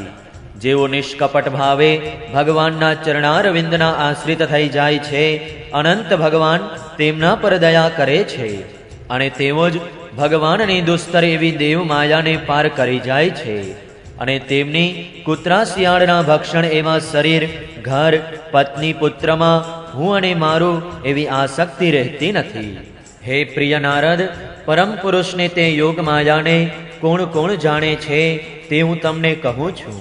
હું તથા તમે બધા ભગવાન શંકર, દૈત્ય કુલભૂષણ પ્રહલાદ, શતરૂપા, મનુપુત્રો પ્રિયવ્રત વગેરે, પ્રાચીન બર્હિષ એટલે કે ઇન્દ્ર, ઋભુ અને ધ્રુવ, અને આ સિવાય ઇક્ષ્વાકુ, પુરુરવા, મુચુકુંદ, જનક, ગાધી, રઘુ, અંબરીશ, સગર, ગય, યયાતિ વગેરે, તેમજ માંધાતા, અલર્ક, સતધન્વા, અનુ, રંતિદેવ, ભીષ્મ, બલિ, અમૃતરય, દિલીપ, સૌભરી, ઉત્તંક, શિબી, દેવલ, પીપ્પલાદ, સારસ્વત, ઉદ્ધવ, પરાશર, ભૂરિષેણ, તેમજ વિભીષણ, હનુમાન, શુકદેવ, અર્જુન, આર્ષ્ટિશેણ, વિદુર, શ્રુતદેવ વગેરે મહાત્માઓ પણ જાણે છે. ભગવાનના પ્રેમી ભક્તોના જેવો સ્વભાવ બનવાનો જેમને બોધ મળ્યો છે તે સ્ત્રીઓ, હુણો, ભીલો અને પાપને કારણે પશુ પક્ષી વગેરે યોનિઓમાં રહેનારાઓ પણ ભગવાનની માયાનું રહસ્ય જાણી જાય છે, અને આ સંસાર સાગરમાંથી હંમેશને માટે પાર ઉતરી જાય છે. તો પછી જે મનુષ્યો વૈદિક સદાચારનું પાલન કરે છે તેમની બાબતમાં તો કહેવાનું જ શું હોય. પરમાત્માનું વાસ્તવિક સ્વરૂપ એકરસ, શાંત, અભય તેમજ કેવળ જ્ઞાન સ્વરૂપ છે. શુદ્ધ અને સમ છે. સત અસત એ બંનેથી પર છે. કોઈ પણ વૈદિક કે લૌકિક શબ્દનું તેને વર્ણવાનું સામર્થ્ય નથી. અનેક પ્રકારના સાધનોથી સંપન્ન થનારા કર્મોનું ફળ પરમાત્મા તત્વ નથી. તેનાથી તો પ્રપંચની જ પ્રાપ્તિ થાય છે. બીજું તો શું, સ્વયં માયા પણ તે પરમાત્મા સ્વરૂપની સામે જવા પામતી નથી, લજવાઈને દૂર ભાગી જાય છે. પરમ પુરુષ ભગવાનનું તેજ પરમ પદ છે. મહાત્માઓ તેનો શોક રહિત અનંત આનંદ સ્વરૂપ બ્રહ્મના રૂપમાં સાક્ષાત્કાર કરે છે. સંયમશીલ મનુષ્યો તેનામાં પોતાના મનને સમાહિત કરીને સ્થિર થઈ જાય છે. જેમ ઇન્દ્ર સ્વયં મેઘ રૂપે વિદ્યમાન હોવાને કારણે પાણી માટે કૂવો ખોદવાની કોદાળી રાખતા નથી, તેવી જ રીતે મહાપુરુષોને પરમાત્મામાં શાશ્વત સ્થિતિ પ્રાપ્ત કરી લેવાથી કોઈ સાધનની જરૂર રહેતી નથી. તે પરમ પુરુષ પરમાત્મા સર્વશ્રેષ્ઠ કર્મોના પ્રભુ છે, ભગવાન છે. મનુષ્યોના ભાવ અને સ્વભાવ પ્રમાણે જેમ શાસ્ત્રોમાં કહ્યું છે તે સત્કર્મોની પ્રસિદ્ધિ ભગવાનથી જ થાય છે. તે અજન્મા પરમાત્મા ક્ષેત્રજ્ઞના રૂપમાં સર્વવ્યાપી છે. આ શરીરનો નાશ થવાથી તેનો નાશ થતો નથી. તે આકાશવત સર્વવ્યાપી છે. હે પુત્ર નારદ, સંકલ્પથી વિશ્વની રચના કરનારા 6 ઐશ્વર્યોથી સંપન્ન શ્રી હરિનું મેં તમારી આગળ સંક્ષેપ્તમાં વર્ણન કર્યું. જે કંઈ કાર્ય કારણ અથવા ભાવ અભાવ છે તે બધું ભગવાનથી ભિન્ન નથી, અને તેમ છતાં ભગવાન તો તેનાથી અલગ પણ છે જ. ભગવાને મને જે ઉપદેશ કર્યો હતો તે જ આ ભાગવત છે. આમાં ભગવાનની વિભૂતિઓનું સંક્ષિપ્ત વર્ણન છે. તમે એનો વિસ્તાર કરો. કોઈ પણ રીતે સૌના આશ્રય અને સર્વ સ્વરૂપ ભગવાન શ્રી હરિમાં લોકોની પ્રેમપૂર્ણ ભક્તિ થાય તેવો નિશ્ચય કરીને એનું વર્ણન કરો. જે મનુષ્યો ભગવાનની અચિંત્ય શક્તિ માયાના વર્ણનનું અથવા બીજાઓએ કરેલા વર્ણનનું અનુમોદન કરે છે અથવા શ્રદ્ધાપૂર્વક નિત્ય શ્રવણ કરે છે તેમનું ચિત્ત ક્યારેય માયાથી મોહિત થતું નથી. બીજા સ્કંદ અંતર્ગત બ્રહ્મનારદ સંવાદનો 7મો અધ્યાય સમાપ્ત. જય શ્રી કૃષ્ણ. ઓમ નમો ભગવતે વાસુદેવાય. 8મો અધ્યાય રાજા પરીક્ષિતના વિવિધ પ્રશ્નો. રાજા પરીક્ષિતે કહ્યું, હે ભગવાન, તમે વેદવેત્તાઓમાં શ્રેષ્ઠ છો. હું તમારી પાસેથી એ જાણવા ઈચ્છું છું કે જ્યારે બ્રહ્માજીએ નિર્ગુણ ભગવાનના ગુણોનું વર્ણન કરવા માટે નારદજીને આદેશ કર્યો ત્યારે તેમણે કોને કોને ક્યાં રૂપમાં ઉપદેશ આપ્યો એક તો અચિંત્ય શક્તિઓના આશ્રયભૂત ભગવાનની કથાઓ જ લોકોનું પરમ મંગળ કરનારી છે, અને બીજું સૌને ભગવાનના દર્શન કરાવવાનો દેવર્ષિ નારદનો સ્વભાવ છે. તમે તેમની વાતો મને અવશ્ય સંભળાવો.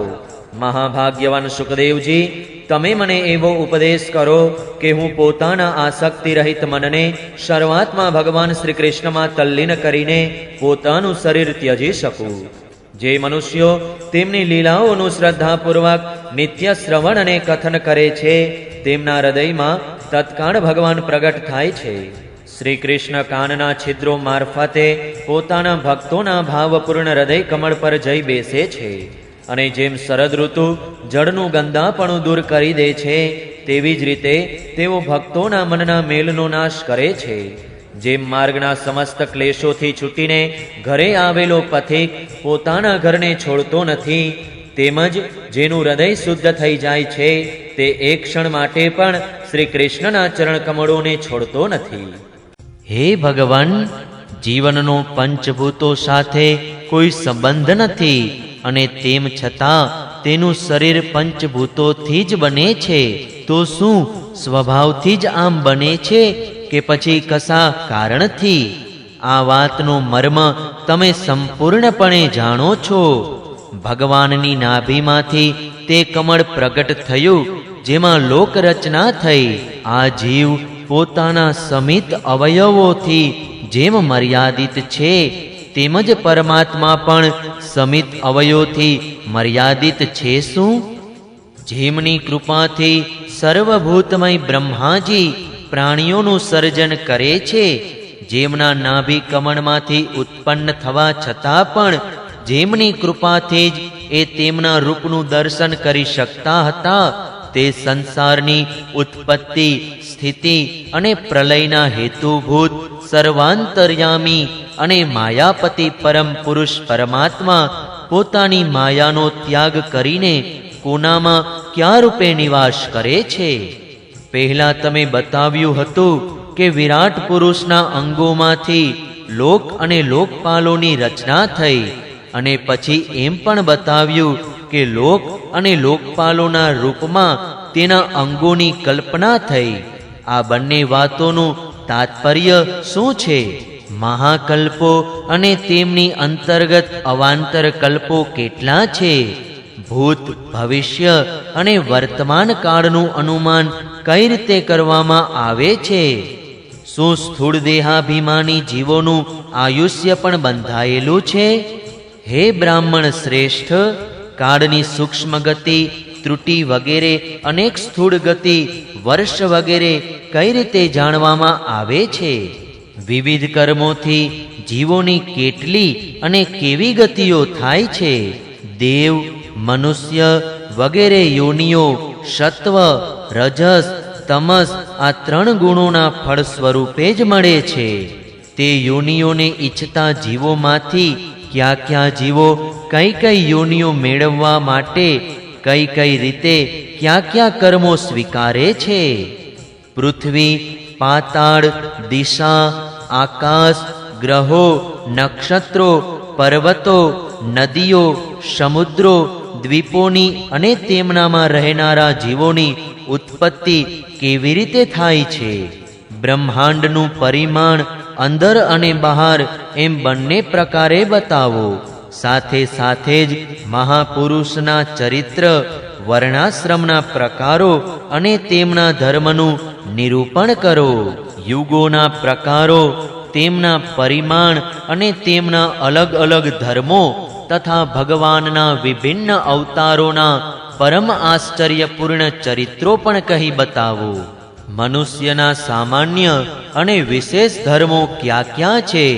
વિભિન્ન વ્યવસાયવાળા લોકોના, રાજર્ષિઓના અને વિપત્તિગ્રસ્ત લોકોના ધર્મોનો પણ ઉપદેશ કરો. તત્વોની સંખ્યા કેટલી છે? તેમના સ્વરૂપ અને લક્ષણો શા છે? ભગવાનની આરાધનાની અને અધ્યાત્મ યોગની વિધિ શી છે? યોગેશ્વરોને ક્યાં ક્યાં ઐશ્વર્યો પ્રાપ્ત થાય છે અને અંતે તેમને કેવી ગતિ મળે છે? યોગીઓનું લિંગ શરીર કેવી રીતે ભગ્ન થાય છે? વેદ, ઉપવેદ, ધર્મશાસ્ત્ર, ઇતિહાસ અને પુરાણોનું સ્વરૂપ અને તાત્પર્ય શું છે? સમસ્ત પ્રાણીઓની ઉત્પત્તિ, સ્થિતિ અને પ્રલય કેવી રીતે થાય છે? વાવ, કુવા ખોદાવવા વગેરે સ્માર્ત, યજ્ઞયાગ વગેરે વૈદિક તેમજ કામ્ય કર્મોની તથા અર્થ ધર્મ કામના સાધનોની વિધિ શી છે? પ્રલયના સમયે જે જીવો પ્રકૃતિમાં લીન રહે છે તેમની ઉત્પત્તિ કેવી રીતે થાય છે? પાખંડની ઉત્પત્તિ કેવી રીતે થાય છે? આત્માના બંધન અને મોક્ષનું સ્વરૂપ શું છે અને તે પોતાના સ્વરૂપમાં કેવી રીતે સ્થિત થાય છે? ભગવાન તો પરમ સ્વતંત્ર છે. તેઓ પોતાની માયા થકી કેવી રીતે ક્રીડા કરે છે અને તેને ત્યજીને સાક્ષીની જેમ ઉદાસીન કેવી રીતે થઈ જાય છે? હે ભગવાન, હું આ બધું તમને પૂછી રહ્યો છું. હું તમારે શરણે આવ્યો છું. હે મહામુનિ, તમે કૃપા કરીને આ બધી વાતોનું ક્રમશઃ તાત્વિક નિરૂપણ કરો. આ બાબતમાં તમે સ્વયંભૂ બ્રહ્મા સમાન પરમ પ્રમાણ છો. બીજા લોકો તો પોતાની પૂર્વ પરંપરાથી કહેલી સાંભળેલી વાતોનું જ અનુષ્ઠાન કરે છે. હે બ્રહ્મન, તમે મારી ભૂખ તરસની ચિંતા ન કરો. મારા પ્રાણ કોપિત બ્રાહ્મણના શાપ સિવાય અન્ય કોઈ કારણે નીકળી નહીં શકે. કારણ કે હું તમારા મુખારવિંદમાંથી નીકળનારી ભગવાનની અમૃતમય લીલા કથાનું પાન કરી રહ્યો છું. સૂતજી કહે છે, હે સૌનક આદિ ઋષિઓ, જ્યારે રાજા પરીક્ષિતે સંતોની સભામાં ભગવાનની લીલા કથા સાંભળવા સારું આ પ્રમાણે પ્રાર્થના કરી ત્યારે શ્રી શુકદેવજીને ઘણી પ્રસન્નતા થઈ. તેમણે પરીક્ષિતને તે જ વેદતુલ્ય શ્રીમદ ભાગવત મહાપુરાણ સંભળાવ્યું કે જે બ્રહ્મકલ્પના આરંભ સમયે સ્વયં ભગવાને બ્રહ્માજીને સંભળાવ્યું હતું. પાંડુવંશ શિરોમણી પરીક્ષિતે તેમને જે પ્રશ્નો કર્યા હતા તે બધાના ઉત્તરો તેઓ ક્રમશઃ આપવા લાગ્યા. બીજા સ્કંદ અંતર્ગત પ્રશ્નવિધિ નામનો 8મો અધ્યાય સમાપ્ત. જય શ્રી કૃષ્ણ. ઓમ નમો ભગવતે વાસુદેવાય. 9મો અધ્યાય. બ્રહ્માજીએ કરેલું ભગવાનના ધામનું દર્શન અને ભગવાને તેમને કરેલો ચતુશ્લોકી ભાગવતનો ઉપદેશ. શ્રી શુકદેવજીએ કહ્યું, હે પરીક્ષિત, જેમ સ્વપ્નમાં જોવામાં આવતા પદાર્થો સાથે સ્વપ્નદ્રષ્ટાનો કોઈ સંબંધ હોતો નથી, તેવી જ રીતે શરીર વગેરેથી અતીત એવા અનુભવ સ્વરૂપ આત્માનો માયા વિના દ્રશ્ય પદાર્થો સાથે કોઈ સંબંધ હોઈ શકતો નથી. વિવિધ રૂપા માયાને કારણે આત્મા વિવિધ રૂપવાળો પ્રતીત થાય છે અને જ્યારે જીવ તેના ગુણોમાં રમમાણ થાય છે ત્યારે આ હું છું, આ મારું છે એ પ્રમાણે માનવા લાગે છે. પરંતુ જ્યારે આ આત્મા ગુણોને ક્ષુબ્ધ કરનારો કાળ અને મોહ ઉત્પન્ન કરનારી માયા આ બંનેથી પર થઈને પોતાના અનંત સ્વરૂપમાં નિર્મોહી થઈને રમણ કરવા લાગે છે, આત્મારામ થઈ જાય છે, ત્યારે એ હું મારું એનો ભાવ છોડીને પૂર્ણ ઉદાસીન ગુણાતીત થઈ જાય છે. બ્રહ્માજીના નિષ્કપટ તપથી પ્રસન્ન થઈને ભગવાને તેમને પોતાના રૂપનું દર્શન કરાવ્યું અને આત્મતત્વના જ્ઞાન માટે તેમને પરમ સત્ય પરમાર્થ વસ્તુનો ઉપદેશ કર્યો. ત્રણેય લોકના પરમ ગુરુ આદિદેવ બ્રહ્માજી પોતાના ઉત્પત્તિ સ્થાન કમળ પર બેસીને સર્જનની ઈચ્છાથી વિચારવા લાગ્યા. પરંતુ જે જ્ઞાન દ્રષ્ટિથી સૃષ્ટિનું નિર્માણ થઈ શકે એમ હતું અને જે સર્જન વ્યાપાર માટે ઇષ્ટ છે તે દ્રષ્ટિ તેમને પ્રાપ્ત ન થઈ. એક દિવસે તેઓ એવું જ ચિંતન કરી રહ્યા હતા કે પ્રલયના સમુદ્રમાં તેમણે વ્યંજનોમાંના 16મો અને 21મો એ વર્ણો ત અને પને તપ, તપ તપ કરો એમ 2 વાર સાંભળ્યા. હે પરીક્ષિત, મહાત્માઓ આ તપને જ ત્યાગીઓનું પરમ ધન માને છે. આ સાંભળીને બ્રહ્માજીએ બોલનારાને જોવાની ઈચ્છાથી ચારે તરફ જોયું, પણ ત્યાં બીજું કોઈ દેખાયું નહીં. તેઓ પોતાના કમળ પર બેસી ગયા અને મને તપ કરવાની પ્રત્યક્ષ આજ્ઞા મળી છે એમ નિશ્ચયપૂર્વક માનીને અને તેમ કરવામાં જ પોતાનું હિત છે એમ સમજીને તેમણે પોતાનું મન તપમાં પોરવ્યું. બ્રહ્માજી તપસ્વીઓમાં સૌથી મહાન તપસ્વી છે. તેમનું જ્ઞાન અમોઘ છે. તેમણે તે સમયે 1000 દિવ્ય વર્ષો સુધી એકાગ્ર ચિત્તે પોતાના પ્રાણ, મન, કર્મેન્દ્રિયો અને જ્ઞાનેન્દ્રિયોને વશ કરીને એવું તપ કર્યું કે જેથી તેઓ સમસ્ત લોકોને પ્રકાશિત કરવાને સમર્થ થઈ શક્યા. ઓમ નમો ભગવતે વાસુદેવાય. શ્રીમદ ભાગવત મહાપુરાણ, 3જો સ્કંધ, 1લો અધ્યાય. ઉદ્ધવ અને વિદુરજીનો મેળાપ. શ્રી શુકદેવજીએ કહ્યું, હે પરીક્ષિત, જે વાત તમે પૂછી છે તે જ વાત અગાઉ પોતાના સુખ સમૃદ્ધિપૂર્ણ ઘરનો ત્યાગ કરીને વનમાં ગયેલા વિદુરજીએ ભગવાન મૈત્રેયજીને પૂછી હતી. જ્યારે સર્વેશ્વર ભગવાન શ્રી કૃષ્ણ પાંડવોના દૂત બનીને ગયા હતા, ત્યારે તેઓ દુર્યોધનના મહાલયો છોડીને તે જ વિદુરના ઘેર તેમને પોતાના જ સમજીને વણ બોલાવ્યા ગયા હતા. રાજા પરીક્ષિતે પૂછ્યું, હે પ્રભુ, એ તો બતાવો કે ભગવાન મૈત્રેયજી સાથે વિદુરજીનો મેળાપ ક્યાં અને ક્યારે થયો? પવિત્રાત્મા વિદુરજીએ મહાત્મા મૈત્રેયજીને કોઈ સાધારણ પ્રશ્ન તો નહીં જ પૂછ્યા હોય, કારણ કે મૈત્રેયજી જેવા સાધુ શિરોમણીએ અભિનંદનપૂર્વક ઉત્તર આપીને તે પ્રશ્નોનો મહિમા કર્યો હતો. સૂતજી કહે છે, રાજા પરીક્ષિતના આમ પૂછવાથી સર્વજ્ઞ સુખદેવજીએ અત્યંત પ્રસન્ન થઈને જે કહ્યું તે સાંભળો. શ્રી સુખદેવજી કહેવા લાગ્યા, હે પરીક્ષિત, આ તે દિવસોની વાત છે કે જ્યારે અંધરાજા ધૃતરાષ્ટ્રે પોતાના દુષ્ટ પુત્રોનું અન્યાયપૂર્વક પાલન પોષણ કરતા રહીને પોતાના નાના ભાઈ પાંડુના અનાથ પુત્રોને લાક્ષા ભવનમાં મોકલીને આગ ચંપાવી હતી. જ્યારે તેમની પુત્રવધુ અને મહારાજ યુધિષ્ઠિરની પટરાણી દ્રૌપદીના કેસ દુશાસને ભરસભામાં ખેંચ્યા, ત્યારે દ્રૌપદીની આંખોમાંથી અશ્રુધારા વહેવા લાગી અને તે અશ્રુ પ્રવાહથી તેના વક્ષસ્થળ પર લેપ કરાયેલું કેસર પણ રેલાવા લાગ્યું. પરંતુ ધૃતરાષ્ટ્રે પોતાના પુત્રને કુકર્મથી વાર્યો નહીં. દુર્યોધને સત્યપરાયણ અને ભલા ભોળા યુધિષ્ઠિરનું રાજ્ય દ્યુતમાં અન્યાયપૂર્વક જીતી લીધું અને તેમને વનમાં મોકલ્યા.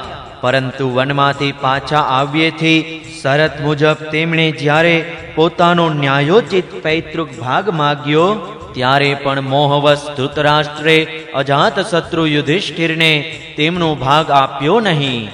મહારાજ યુધિષ્ઠિરના મોકલ્યા જગદગુરુ ભગવાન શ્રી કૃષ્ણે જ્યારે કૌરવની સભામાં હિતભર્યા સુમધુર વચન કહ્યા, જે ભીષ્મ વગેરે સજ્જનોને અમૃત તુલ્ય લાગ્યા, પણ કુરુરાજે તેમના કથનનો કશોય આદર કર્યો નહીં.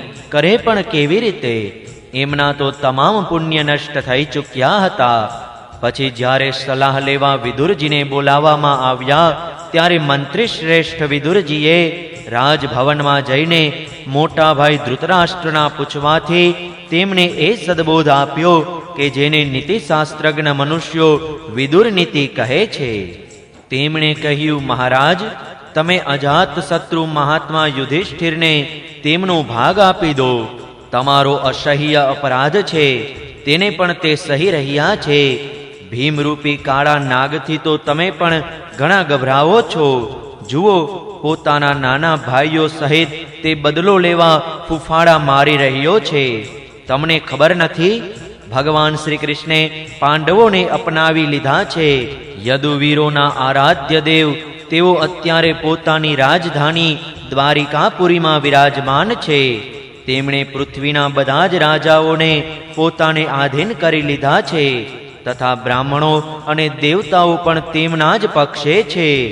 જેને તમે પુત્ર માનીને પોષી રહ્યા છો અને જેની હામાં હા ભણી રહ્યા છો તે દુર્યોધનના રૂપમાં તો મૂર્તિમંત દોષ જ તમારા ઘરમાં ભરાઈ બેઠો છે. એ તો સાક્ષાત ભગવાન શ્રી કૃષ્ણનો પણ દ્વેષ કરનારો છે. એના જ કારણે તમે ભગવાન શ્રી કૃષ્ણથી વિમુખ થઈને શ્રીહીન થઈ રહ્યા છો. તેથી તમે જો પોતાના કુળનું હિત ઈચ્છતા હો તો તે દુષ્ટનો તરત જ ત્યાગ કરી દો. વિદુરજીનો સ્વભાવ એવો સુંદર હતો કે સાધુજનો પણ તેને અંગીકાર કરવા ઈચ્છતા હતા. પણ તેમની આ વાત સાંભળીને કર્ણ, દુઃશાસન અને શકુની સહિત દુર્યોધનના હોઠ ક્રોધથી ધ્રુજવા લાગ્યા અને તેણે તેમનો તિરસ્કાર કરતા કહ્યું, અરે આ કુટિલદાસી પુત્રને અહીં કોણે બોલાવ્યો છે? આ જેમના ટુકડા ખાઈ ખાઈને જીવે છે તેમનો જ વિરોધી થઈને શત્રુનું કામ સાધવા માગે છે. એના પ્રાણ તો ન લો, પણ તેને અમારા નગરમાંથી તરત બહાર કાઢી મૂકો. ભાઈની સામે જ કાનોમાં બાણ જેવા લાગનારા આ અત્યંત કઠોર વચનોથી મર્માઘાત પામીને પણ વિદુરજીએ કશું ખોટું લગાડ્યું નહીં અને ભગવાનની માયા પ્રબળ છે એમ સમજીને પોતાનું ધનુષ્ય દરવાજે મૂકીને તેઓ હસ્તિનાપુરમાંથી ચાલી નીકળ્યા. કૌરવોને વિદુર જેવા મહાત્મા મોટા પુણ્ય બળે મળ્યા હતા. તેઓ હસ્તિનાપુરમાંથી નીકળીને પુણ્ય કરવાની ઈચ્છા સાથે ભૂમંડળમાં તીર્થપાદ ભગવાનના ક્ષેત્રોમાં વિચરવા લાગ્યા કે જ્યાં શ્રી હરિ, બ્રહ્મા, રુદ્ર, અનંત વગેરે અનેક મૂર્તિઓ રૂપે વિરાજમાન છે. જ્યાં જ્યાં ભગવાનની મૂર્તિઓથી સુશોભિત તીર્થ સ્થાનો, નગરો, પવિત્ર વનો, પર્વતો, નિકુંજો, નિર્મળ જળ ભરેલા નદી સરોવરો વગેરે હતા, તે બધા જ સ્થળોમાં તેઓ એકલા જ વિચરણ કરતા રહ્યા. તેઓ અવધૂત વેશે સ્વચ્છંદપણે પૃથ્વી પર વિચરતા હતા, જેથી આત્મીયજનો તેમને ઓળખી ન શકે.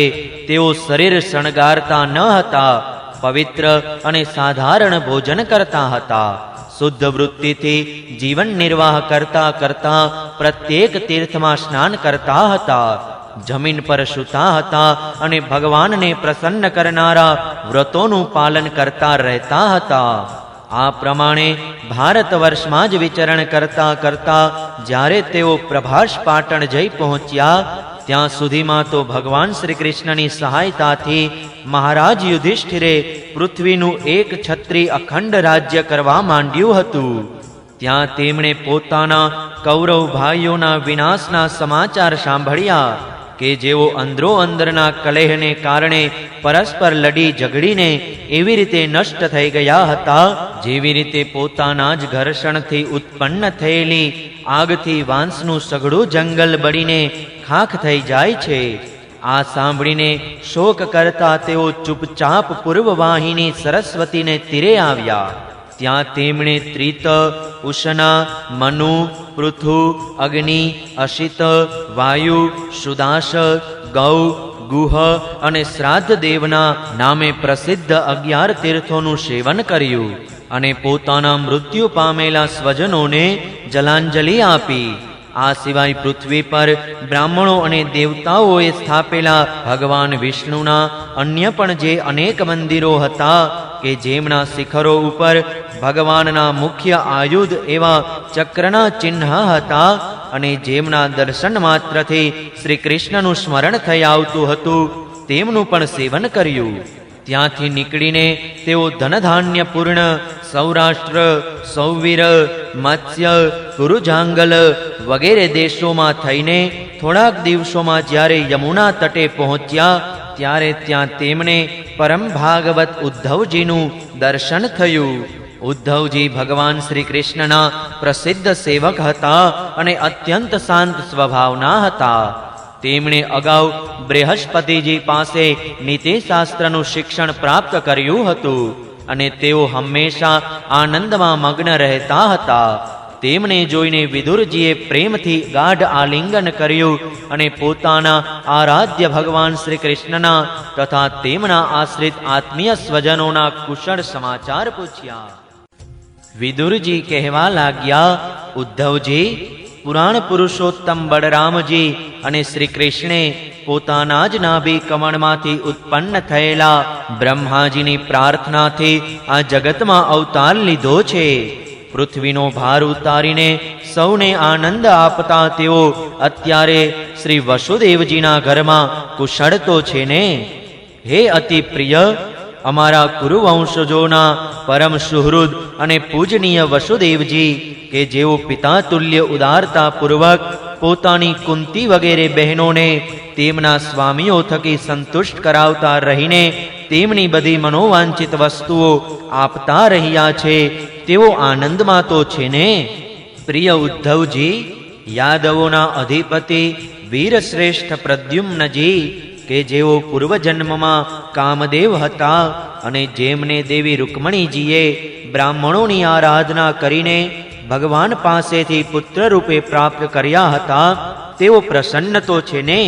સાત્વત, વૃષ્ણિ, ભોજ અને દાશાર્હના વંશજ યાદવોના અધિપતિ મહારાજ ઉગ્રસેન કે જેમણે રાજ્ય પ્રાપ્તિની આકાંક્ષાનો સર્વથા પરિત્યાગ કર્યો હતો, પણ કમલનયન ભગવાન શ્રી કૃષ્ણે ફરી રાજ્ય સિંહાસન પર બેસાડ્યા હતા, તેઓ સુખી તો છે ને? હે સૌમ્ય, પોતાના પિતા શ્રી કૃષ્ણની જેમ સમસ્ત રથીઓમાં અગ્રણ્ય શ્રી કૃષ્ણ સૂત સાંબ કે જેઓ પહેલા પાર્વતીજી વડે ગર્ભમાં ધારણ કરેલા કાર્તિક સ્વામી હતા અને જેમણે જાંબવતીએ અનેક વ્રતો કરીને જન્મ આપ્યો હતો, તેઓ કુશળ તો છે ને? જેમણે અર્જુન પાસેથી રહસ્યયુક્ત ધનુર્વિદ્યાનું શિક્ષણ મેળવ્યું હતું, તે સાત્યકી પણ કુશળ તો છે ને? તેઓ ભગવાન શ્રી કૃષ્ણની સેવા વડે અનાયાસે જ ભગવતજનોની તે ઉન્નત સ્થિતિ પર પહોંચેલા છે કે જે મોટા મોટા યોગીઓને પણ દુર્લભ છે. ભગવાનના શરણાગત નિર્મળ ભક્ત બુદ્ધિમાન અક્રૂરજી કે જેઓ શ્રી કૃષ્ણના ચરણ ચિહ્નોથી અંકિત વ્રજના માર્ગની ધૂળોમાં પ્રેમથી અધીરા થઈને આળોટવા લાગ્યા હતા, તેઓ પણ પ્રસન્ન તો છે ને? ભોજવંશીય દેવકના પુત્રી દેવકીજી કે જેઓ દેવોના માતા અદિતિની જેમ જ સાક્ષાત વિષ્ણુ ભગવાનના માતા છે અને જેમણે એવી રીતે ભગવાન શ્રી કૃષ્ણને પોતાના ગર્ભમાં ધારણ કર્યા હતા કે જેવી રીતે વેદત્રયી યજ્ઞ વિસ્તાર રૂપી અર્થને પોતાના મંત્રોમાં ધારણ કરતી રહે છે, એ દેવકીજી કુશળ તો છે ને? તમારી ભક્તજનોની ઈચ્છાઓ પૂર્ણ કરનારા ભગવાન અનિરુદ્ધજી કે જેમને શાસ્ત્રો વેદોના આદિ કારણ કહે છે અને અંતઃકરણ ચતુષ્ટયના ચોથા અંશ એવા મનના અધિષ્ઠાતા બતાવે છે, તેઓ પણ સુખી છે ને? હે સૌમ્ય સ્વભાવના ઉદ્ધવજી, પોતાના હૃદયેશ્વર ભગવાન શ્રી કૃષ્ણનું અનન્ય ભાવે અનુસરણ કરનારા રુદિક, સત્યભામા નંદન ચારુદેષ્ણ, ગદ વગેરે ભગવાનના બીજા પુત્રો એ બધા પણ કુશળ તો છે ને? મહારાજ યુધિષ્ઠિર કે જેમનો મયદાનવે બનાવેલી સભામાંનો રાજવૈભવ અને ભપકો જોઈને દુર્યોધનને ભારે ડંખ લાગ્યો હતો, તેઓ અર્જુન અને શ્રી કૃષ્ણ રૂપી બંને ભુજાઓની સહાયથી ધર્મ મર્યાદાનું ન્યાયપૂર્વક પાલન તો કરે છે ને? અપરાધીઓ પ્રત્યે અત્યંત અહિષ્ણુ ભીમસેન કે જે ગદાયુદ્ધમાં જ્યારે વિભિન્ન પ્રકારે પેતરા બદલતો હતો, ત્યારે તેના પગોના ધમકારાથી ધરતી ધ્રુજવા લાગતી હતી. તેણે સર્પતુલ્ય દીર્ઘકાલીન ક્રોધ છોડી તો દીધો છે ને? જેના બાણોની જાળથી બચવા કિરાત વેશ ધારણ કરનારા અને તેથી કોઈથી ન ઓળખાતા ભગવાન શંકર પ્રસન્ન થયા હતા, તે રથી અને યુથપતિઓનો સુયશ વધારનાર ગાંડી વધારી અર્જુન પ્રસન્ન તો છે ને? હવે તો તેના બધા જ શત્રુઓ શાંત પડી ગયા હશે.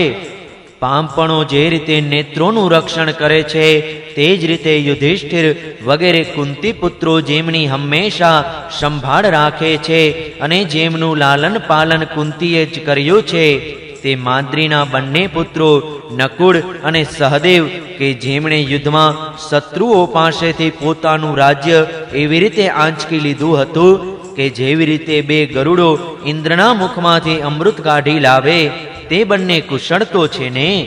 અહો, તેમના પોષણની જવાબદારી રાજર્ષિ પાંડુના મૃત્યુ સમયે તેમના પુત્રો નાના હતા અને તેમના પોષણની જવાબદારી કુંતી પર હોવાથી જ પતિના મૃત્યુ પછી તેમણે સહગમન ન કર્યું, અર્થાત પુત્ર પ્રેમને લીધે જ તે જીવિત રહી હતી. રથીઓમાં શ્રેષ્ઠ મહારાજ પાંડુ એવા અનુપમ વીર હતા કે તેમણે એકમાત્ર ધનુષ્ય લઈને એકલાએ જ ચારે દિશાઓ જીતી લીધી હતી.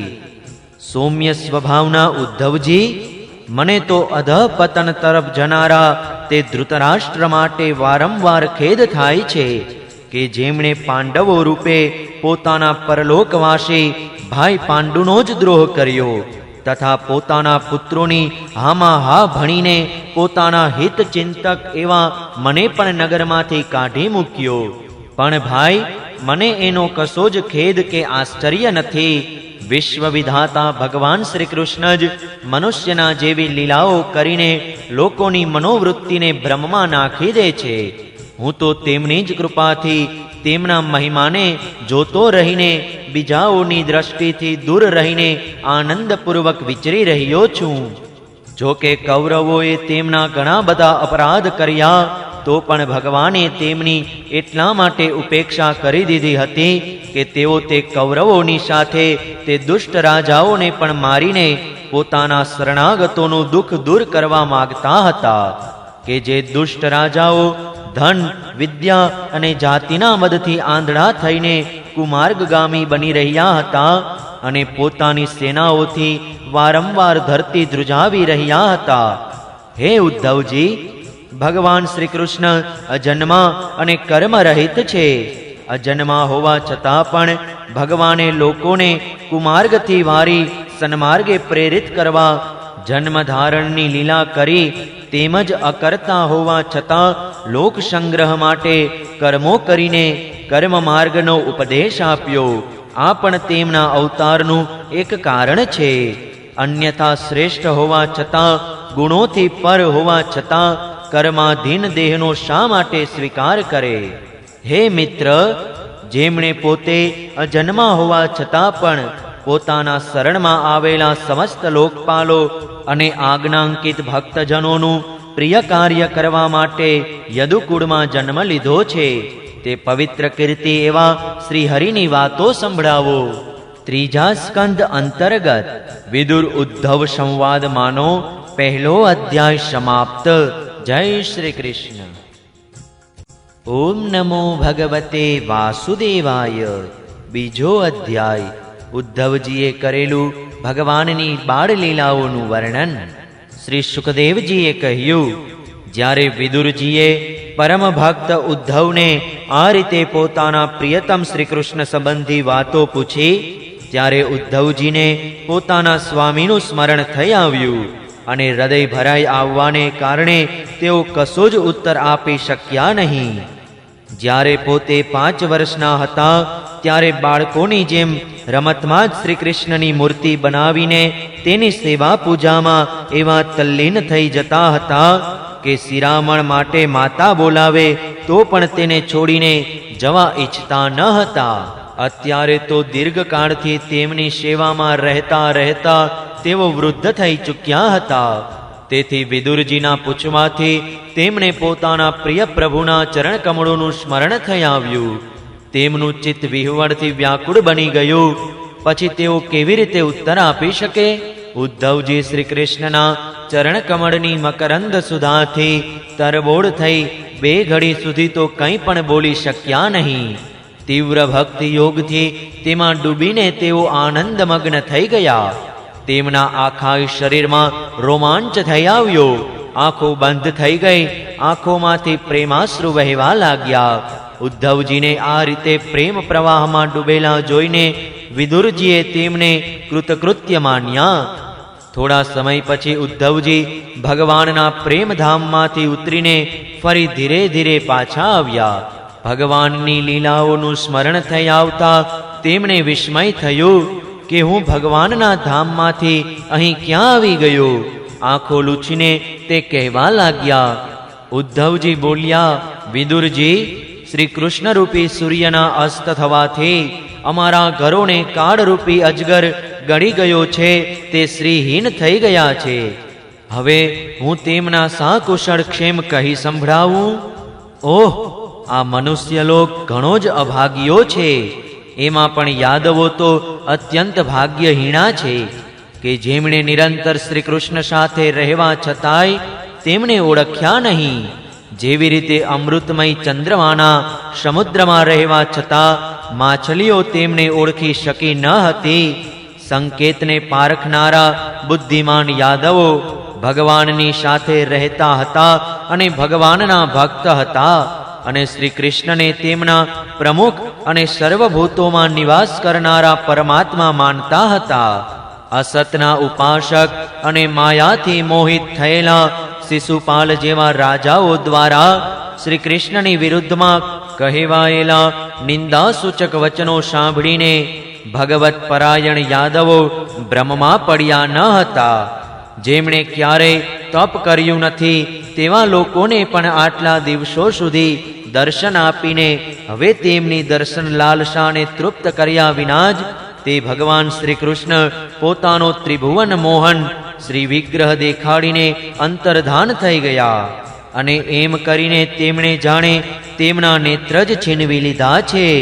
ભગવાને પોતાની યોગ માયાનો પ્રભાવ દેખાડવા માટે માનવ લીલા અનુરૂપ જે દિવ્ય શ્રી વિગ્રહ પ્રગટ કર્યો હતો તે એટલો સુંદર હતો કે તેને જોઈને સઘળું જગત તો મોહિત થઈ જ જતું હતું. તેઓ પોતે પણ ચકિત થઈ જતા હતા. સૌભાગ્ય અને સૌંદર્યની પરાકાષ્ઠા હતી તે રૂપમાં. તેનાથી આભૂષણો પણ વિભૂષિત થઈ જતા હતા. ધર્મરાજ યુધિષ્ઠિરના રાજસૂય યજ્ઞ પ્રસંગે જ્યારે ભગવાનના આ નયનભિરામ રૂપ પર લોકોની દ્રષ્ટિ પડી ત્યારે ત્રિલોકીએ એમ જ માન્યું હતું કે માનવ સૃષ્ટિની રચના બાબતે વિધાતાની જેટલી ચતુરાઈ છે તે બધી આ જ રૂપમાં પૂરી થઈ ગઈ છે. તેમના પ્રેમપૂર્ણ હાસ્ય વિનોદથી અને લીલામય દ્રષ્ટિથી સમ્માનિત થતા વ્રજબાળાઓની આંખો તેમના જ પ્રત્યે ચોટી જતી હતી અને તેમના ચિત્ત પણ એવા તલ્લીન થઈ જતા હતા કે તેમના ઘરના કામકાજ છૂટી જતા હતા. ચરાચર જગત અને પ્રકૃતિના સ્વામી ભગવાને જ્યારે પોતાના શાંતરૂપ મહાત્માઓને પોતાના જ ઘોર રૂપ અનુસરોથી સતાવતા જોયા ત્યારે તેઓ કરુણા ભાવથી દ્રવી ઉઠ્યા અને અજન્મા હોવા છતાં પણ પોતાના અંશ બળરામજી સહિત કાષ્ટમાં અગ્નિ પ્રગટે તેમ પ્રગટ થયા.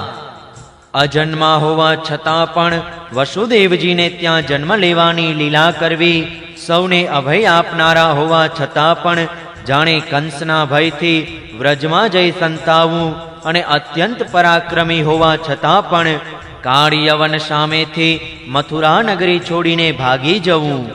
ભગવાનની આ કેવી અદ્ભુત લીલાઓ છે. જ્યારે હું તેમની લીલાઓને યાદ કરું છું ત્યારે તે મને બેચેન કરી મૂકે છે. તેમણે દેવકી વસુદેવના ચરણોને વંદન કરીને જે એમ કહ્યું હતું કે પિતાજી, માતાજી, કંસનો ભારે ભય રહેવાને કારણે મારાથી તમારી કોઈ સેવા થઈ શકી નહીં. તમે મારો આ અપરાધ ધ્યાનમાં ન લેતા મારા પર પ્રસન્ન થાઓ. શ્રી કૃષ્ણની આ વાતો જ્યારે યાદ આવે છે ત્યારે આજે પણ મારા ચિત્તને ઘમરોડી મૂકે છે.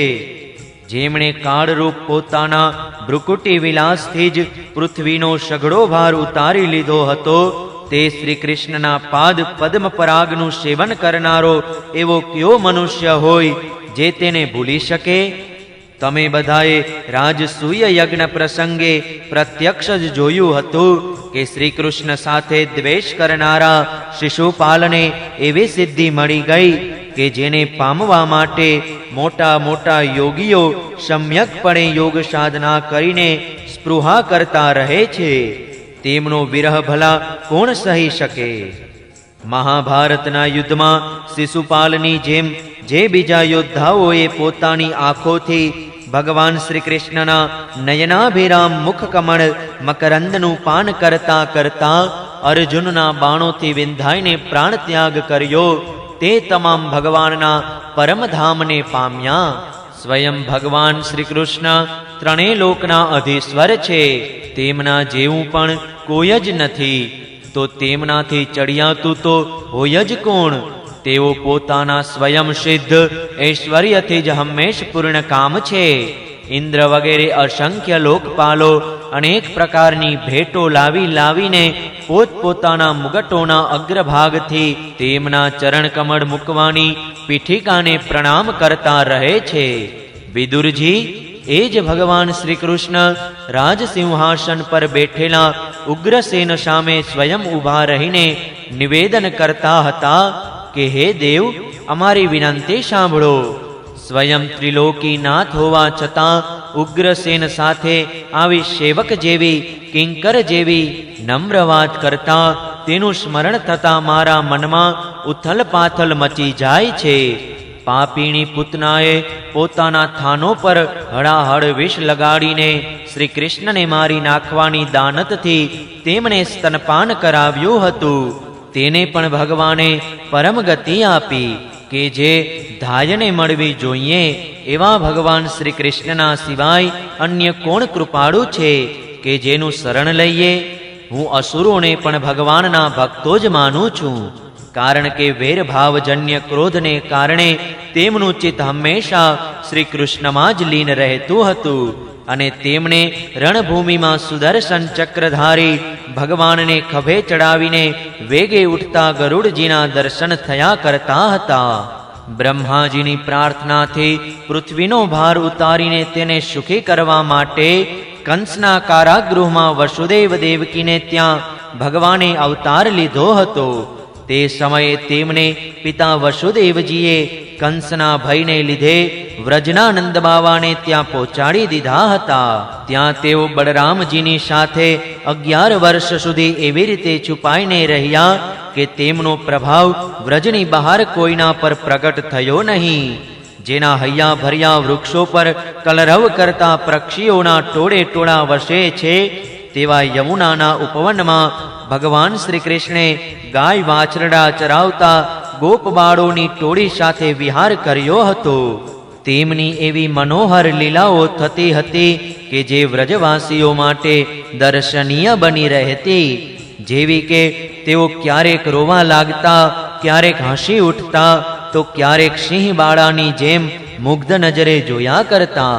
તેઓ મોટા થયા ત્યારે પોતાનું શોભાની મૂર્તિ સમૂહ ગોધન સાક્ષાત લક્ષ્મી જેવી ગાયો અને આકર્ષણ શ્વેત વાછરડાઓને ચરાવતા રહીને પોતાના સાથી ગોવાળિયાઓને વાંસળી વગાડીને રીઝવવા લાગ્યા. તે દરમિયાન જ્યારે કંસે તેમને મારવા માટે કામરૂપી ઘણા બધા માયાવી રાક્ષસો મોકલ્યા, ત્યારે ભગવાને તેમને રમતમાં મારી નાખ્યા. બાળક રમકડાને તોડી ફોડી નાખે તેમ કાલિયા નાગનું દમન કરીને વિષ ભરેલું પાણી પીવાથી મરેલા ગોપબાળો અને ગાયોને જીવતા કરીને તેમને કાલિયા નાગ વિનાનું શુદ્ધ પાણી પીવાની સુવિધા કરી આપી. ભગવાન શ્રી કૃષ્ણે વૃદ્ધિ પામેલા ધનનો સદવ્યય કરવાની ઈચ્છાથી નંદ બાબા પાસે શ્રેષ્ઠ બ્રાહ્મણો દ્વારા ગોવર્ધન પૂજા રૂપે ગોયજ્ઞ કરાવ્યો. હે ભદ્ર, એનાથી પોતાનો માનભંગ થવાને કારણે ઇન્દ્રે જ્યારે ક્રોધિત થઈને વ્રજનો વિનાશ કરવા માટે મુશળધાર વરસાદ વરસાવવાનો આરંભ કર્યો, ત્યારે કરુણાધીન ભગવાને રમતમાં છત્રીની જેમ ગોવર્ધન પર્વતને ઉચકી લીધો અને અત્યંત ગભરાયેલા વ્રજવાસીઓનું અને તેમના પશુઓનું રક્ષણ કર્યું. સંધ્યા વેળાએ જ્યારે આખાય વૃંદાવનમાં શરદના ચંદ્રમાની ચાંદની છવાઈ જતી, ત્યારે શ્રી કૃષ્ણ તે ચંદ્રમાનું સન્માન કરતા કરતા મધુર ગાન કરતા હતા. અને ગોપ મંડળીની શોભા વધારતા તેમની સાથે રાસલીલા કરતા હતા. ત્રીજા સ્કંદ અંતર્ગત વિદુર ઉદ્ધવ સંવાદમાંનો બીજો અધ્યાય સમાપ્ત. જય શ્રી કૃષ્ણ.